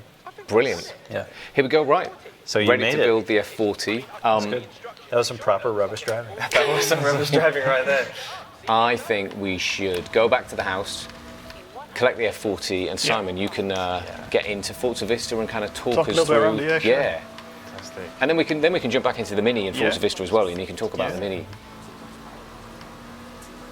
Recalculating route. In 100 meters, turn right. I love these animals. That's so cool. Right, where we're going. Turn around when it is safe to do so. Beeline for everything that's smashable. That's kind of how I play. Oh, Arrive at your destination. Yeah, there's something super, super entertaining about smashing all of the Lego in the yeah, that's pack. great. Right, I'll let you take the wheel, Simon. You have arrived at your destination. Right. Okay. Go.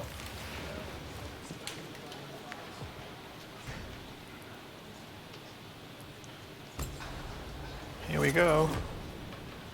So this is actually one of my just generally favourite cars ever, the Ferrari F40. It was something that I used to draw a lot. I mean, I've been doodling cars for 20 plus years. Yeah. And it would be the first thing, all right, sports car, supercar. I'd draw a silhouette of an F40. So the fact that we got to make this for Speed Champions and the fact that they made it themselves, it was just really chuffed. So on here you can see as the sunlight catches the brakes and the stickers, you've got like subtle undulation of the stickers. We tried to emulate how the car would look as if you just took it and scaled it up, but also we didn't want to retain particular details. So it was like what matters to stay on it. So for instance, if you left fingerprints on it, which you obviously get a lot on as you're building the car up, it looked like you'd have giant's hands on the car, and we didn't really want that. But Because these cars are like they're full size. they are full scale. They pretty Yeah. much match their yeah, like I counterparts. could get into that car right Yeah, now. and that's also why they handle like their counterparts, because there's a similar wheelbase and just general scale and so on. You can probably get a little bit of an idea of the light translucency on the top edge of the bricks there. Yeah, I can just see like the Pinging internals through. of some of those elements. Yeah, so these cars they were really difficult to build, and it was a teamwork between both like playground artists and Turn 10 artists to get these built. A lot of expertise went into it, and we even to think about things such as how does the light bounce around in the transparent bricks? So sometimes light can get stuck inside a surface or a solid, and it reflects back on the inside, and like those little effects just help that realistic look.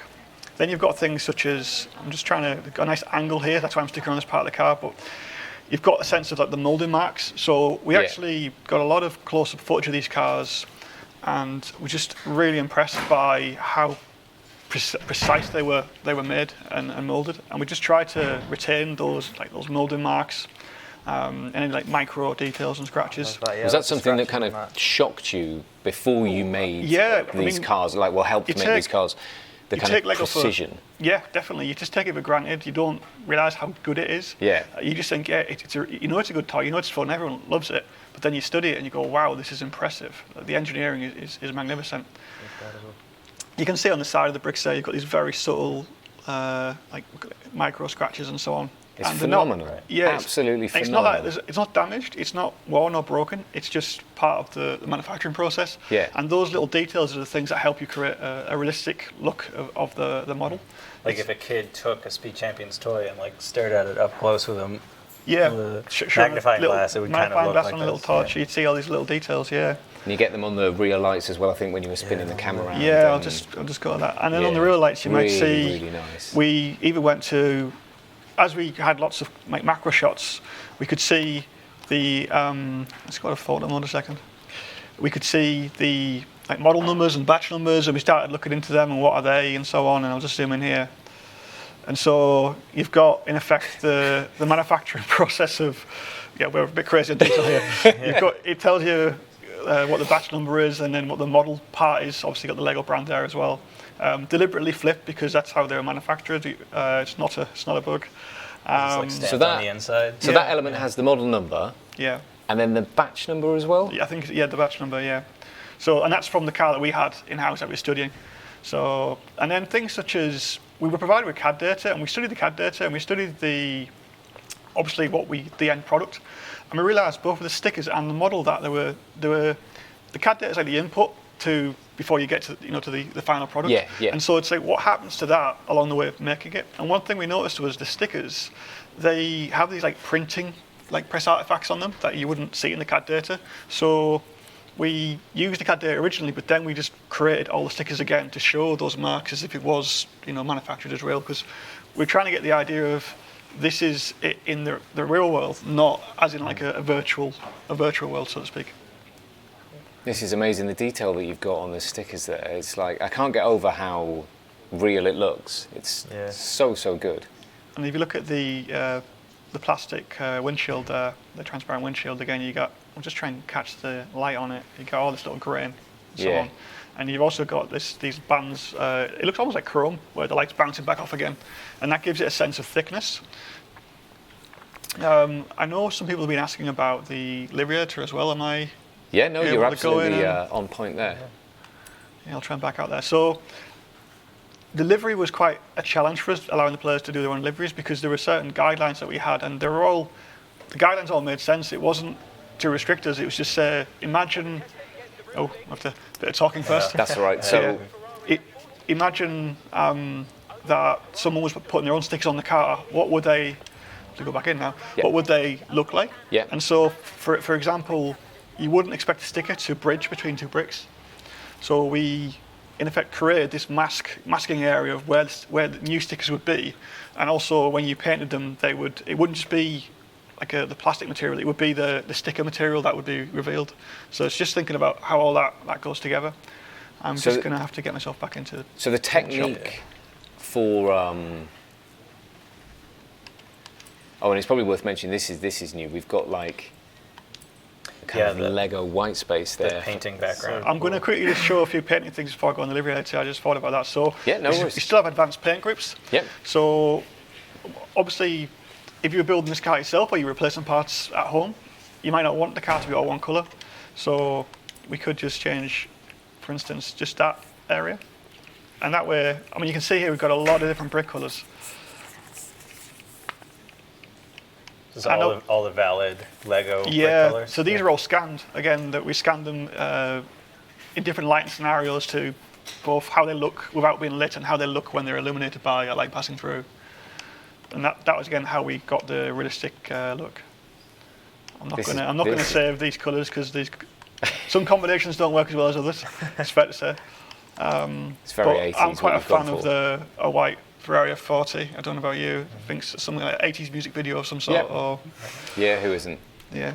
This is great. So we've got that, and then I'm just going to set it back to normal and go into delivery editor. Actually, do that.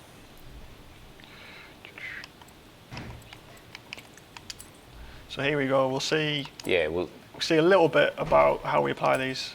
So I'm just going to apply a basic. I'm just going to apply a square, just to be honest, just to show you. So if I just move this around, you can see the areas that are enveloped by, where stickers would be. So like each individual brick that's Yeah. connecting to it. Okay. So people can kind of start making groups that look like they would be sticker sets Exactly. that have That's come. cool. Exactly. And This is brilliant. depending on the car, depends on how it's laid out, because obviously the cars are they're all built really well and well considered, but they have different styles. So the F40 is quite fragmented with the sticker placement, whereas the Senna and the Mini got like larger spaces to apply. But we really feel that the players can come up with some really ingenious ideas. I mean, delivery guys and girls already do amazing work, so we're looking forward to seeing what they can do. Amazing. Right. I am conscious of time. Yep. We're starting to get kind of lost in the beauty and majesty of these cars, and it's no surprise. And I do want to make sure that Dave has a chance to talk about bonus cubes before we go. I'm going to pass this over So, to Dave. Right. we've unlocked them. We're in the F40. Why don't you give us a bit of an overview of them? I'm happy to drive if you. Yeah, you can drive for me. Why not? So really early on, when we had like a first prototype, we had a city that was made, and there was a few sort of Lego objects in there. And what was really obvious very quickly was that it was actually really fun to smash Lego. Like, it just felt really rewarding, and like you do there. So we started to think about, well, how can we put some gameplay in that? And that's why you see a lot of Ryan Sprint challenges. It's asking you to smash Lego in a certain time limit or smash a total amount of Lego elements. But then we also started thinking, well, what if the Horizon Festival had almost like created their own sort of stamp in Lego? And so we came up with this idea called bonus cubes, which is what you're seeing right here. I think we've actually got one right here, haven't we? So this is what they look like. Amazing. Oh, look, got that. So hang on. Let me get one. look at this. This is pro, right? Oh, yes. So we've got this is what they look like in real life and in the game. And this is thanks to Mike, who got all the parts yes, to build one. Mike Brown, Right, thank you very much for doing this. Apparently this is a really rare piece as well, so they're quite hard to come by. But what happens when you smash these, you get a skills influence boost. And the really cool thing about these is there's loads of them. So How many are we talking? we're talking between, I want to say, 290 to 300. Oh, so there's a lot of them. Yeah. Way more than. So they're not collectibles as we kind of previously known them, like smash them once and they never come back kind of thing. That's a really good point. So these ones, what's different about these is they actually respawn as well. So when you come back to the same world where you smashed them, they will respawn, which is great because there's some.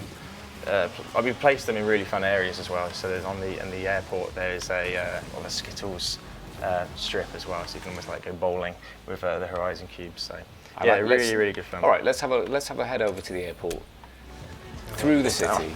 So if I'm doing something like really speed oriented and I see some of those cubes, I want to dodge them because usually smashables will slow you down, right? Yeah, that's another great thing about this. So they don't slow you down at all.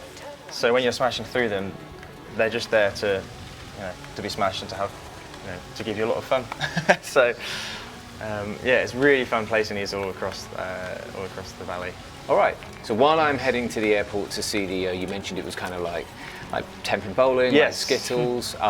Any other collectibles? We've already seen some bonus boards in the So world. yeah, we have bonus boards. We've got 25 of those in the game, but we've also got collectibles that will only appear during certain times of the day, and that's something we've never done before.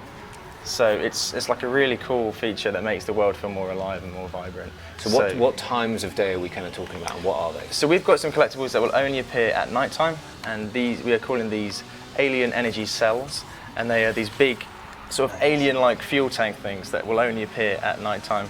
There is a very, very loose narrative, and you have to hear me out on this, but during the initial drive, when the UFO crashes, we're saying that when it crashed, loads of these fuel cells sort of got spat across the valley, and so you, being a Horizon driver, need to go and clean up all the evidence because they don't want word to get out that there's been a UFO crash. So of course. You've got to go and smash. Makes sense. Yeah, it makes sense in a world full of scaled up Lego, right? It's perfect. And then we've also got another one. So there's 25 of those energy cells, and then there's also 25 of what we're calling infected plants and trees. And these are collectibles that will only appear when it's raining or snowing. So again, the narrative continues that the energy cells have leaked their alien tech into the plant life. And that plant life has caused all these plants to grow only when it's raining. I think I read about this on the internet.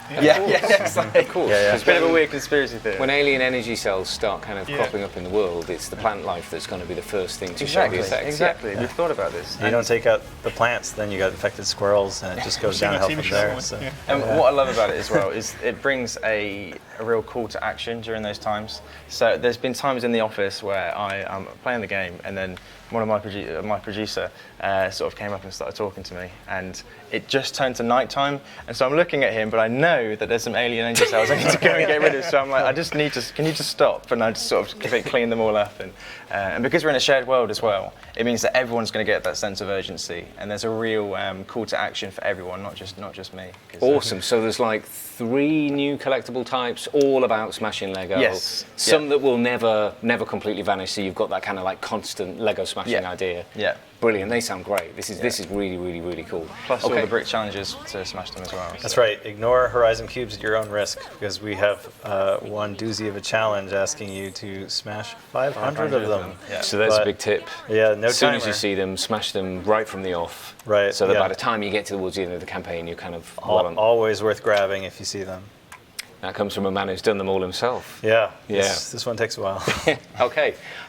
Right, thanks guys. We are going to cut, I think, to some more gameplay, probably back to the trailer, and then don't go anywhere because we will be back for more.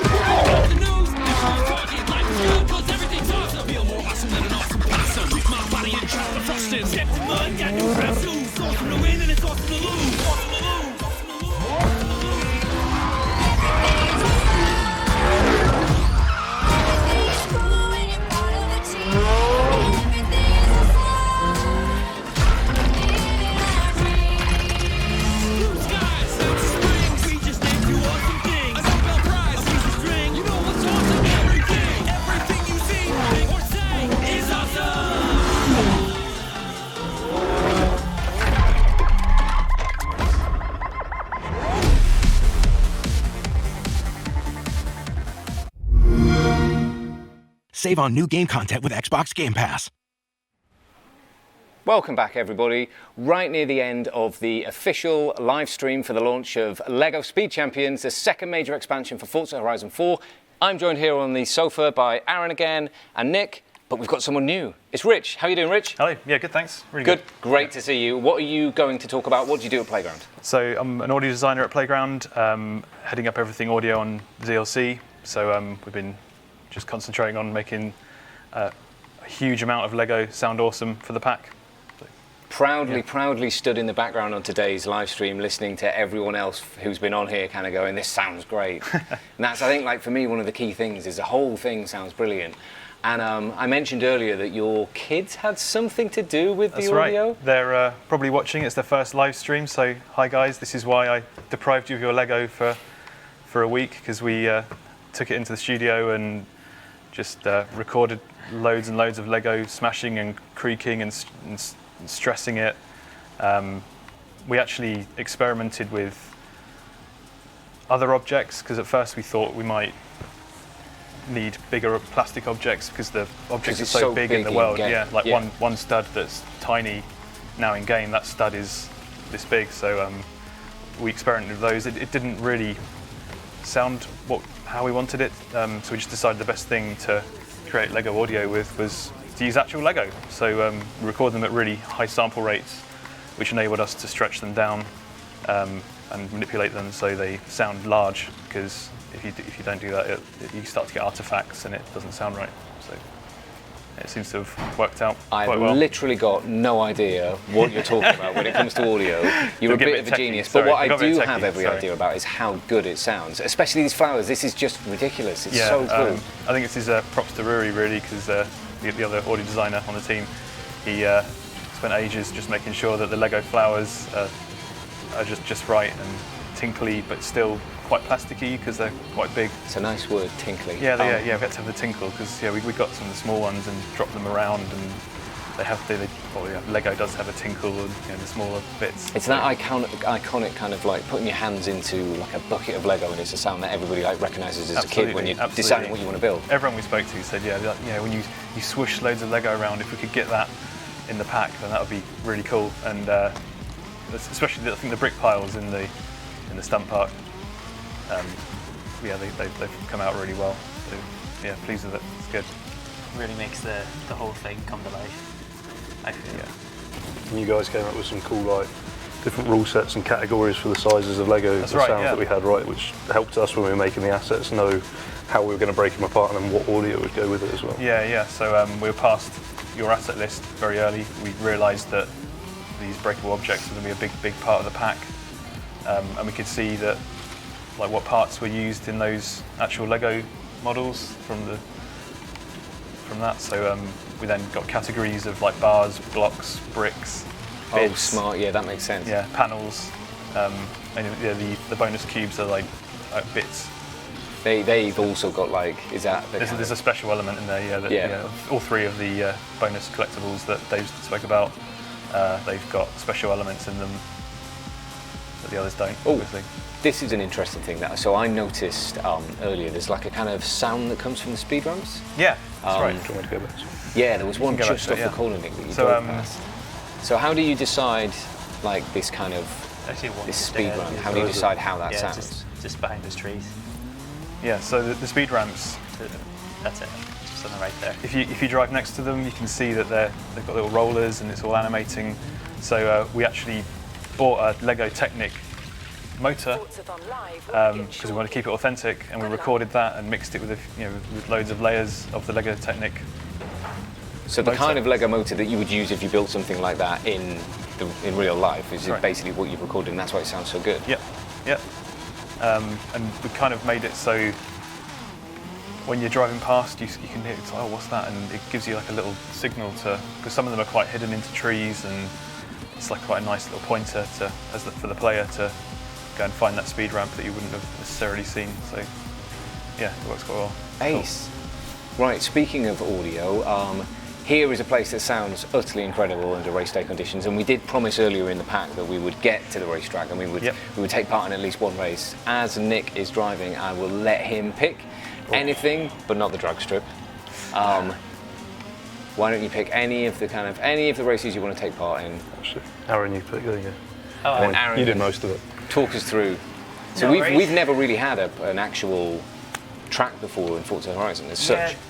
Yeah, that's right. This is the first time we've had a racetrack in Forza Horizon, and I was lucky enough to be the person to actually get to make it. So I spent way too much time on it and went about 5 times over the budget for the amount of roads that were allowed. Totally worth it though. But it has so many different like cut-throughs and extra little bits that are going to work really well with Route Creator. So there's a couple of routes in there already, and we're about to show you one. But on top of that, with Route Creator, you can just make countless variations on that. And because it's right in the north of the map, and that's usually like when we're scoping things that are going to get cut the soonest, I try to put as many cool things in there as possible. So there's a drag strip there, and then on top of it, there's a banked oval. So there's two banked oval corners, so you can just do those high-speed runs. And that's you just with the intention of this is right at the corner of the world, and if we cut it off because we couldn't afford to build everything. Yeah, it's like I want this to be in there, so I need to make it as cool and fun as possible. But here we are, finished and it got in, thankfully. I only actually played the proper racetrack races the other day, for the first time, and I was just blown away with just how good they are. I think when you look at the map as well, the racetrack looks quite small. And as soon as you do the races, it's just like another game inside. Yeah, It's it's like itself, because it's so sort of dense, like the road network in the middle of it. Yeah. You don't expect it at all. I first thought it was just an oval around the outside. Yeah. I didn't realise you had all this like technical kind of circuitry in the middle. It's brilliant. In development, it was for Yeah. ages. You can remember it was an oval while you guys were doing your magic. It was an oval, so we got a feel for the oval quite early on. But then all the stuff inside that really makes it. Cool thing, speaking of saying that it's now made it in, that's as in it's going to be in the game going live, and the expansion should start unlocking, not kind of, instantly for everybody everywhere, but it should start unlocking from about 5 minutes time. Excellent. All right, while we're enjoying this circuit, let's start taking some questions because we are rapidly running out of time. The hours have completely flown by. We've barely scratched the surface. We've barely done any brick challenges. We've barely got very far through the campaign. It's an absolutely massive expansion pack. There's so much gameplay content.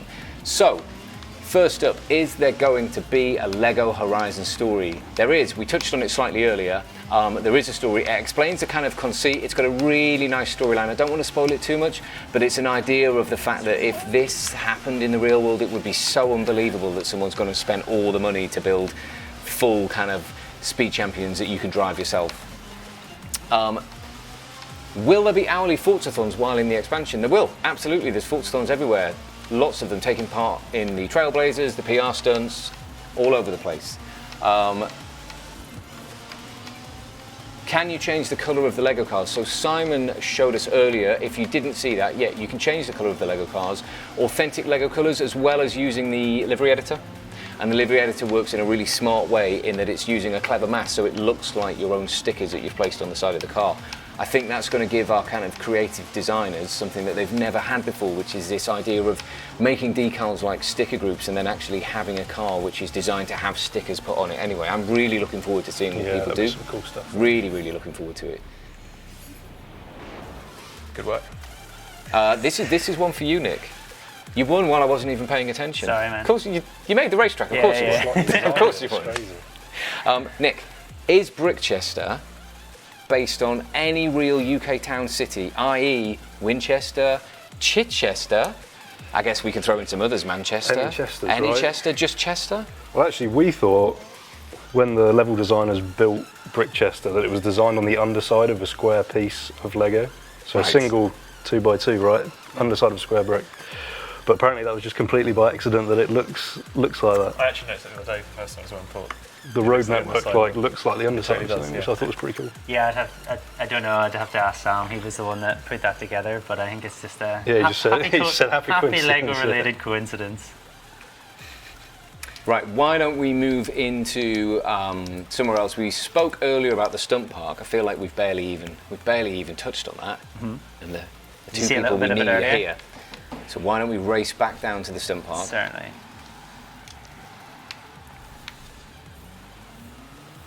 Yeah, the stunt park's a pretty unique thing.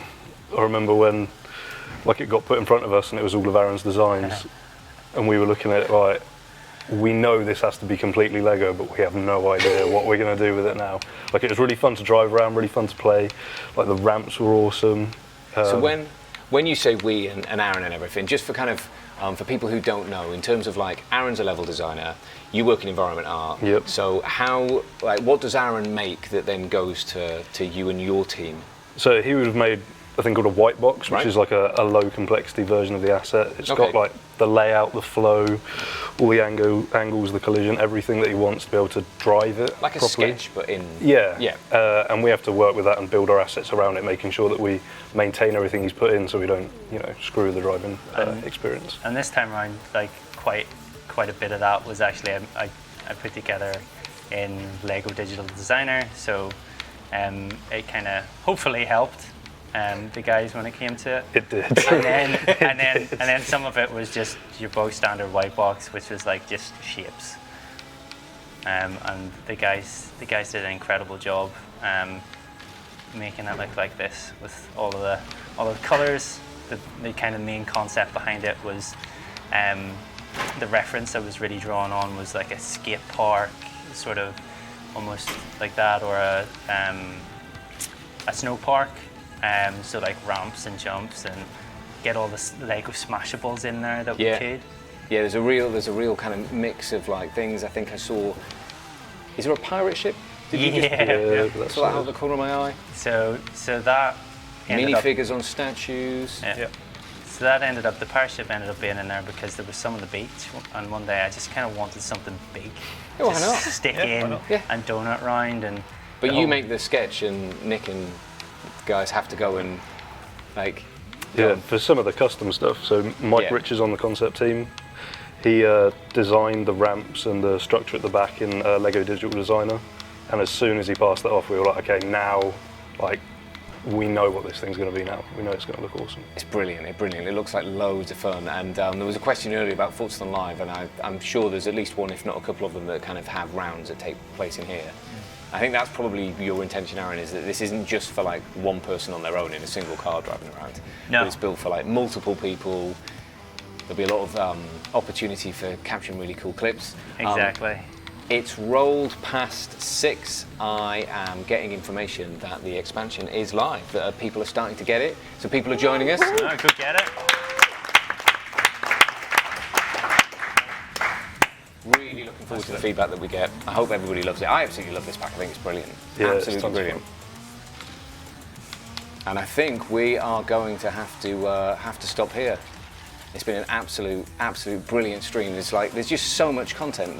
We've barely scratched the surface of it. So everybody who's got access to this, go and download it. Go and play. It's live now. It'll start kind of heading around. You should start getting access to it. We are going to leave you now.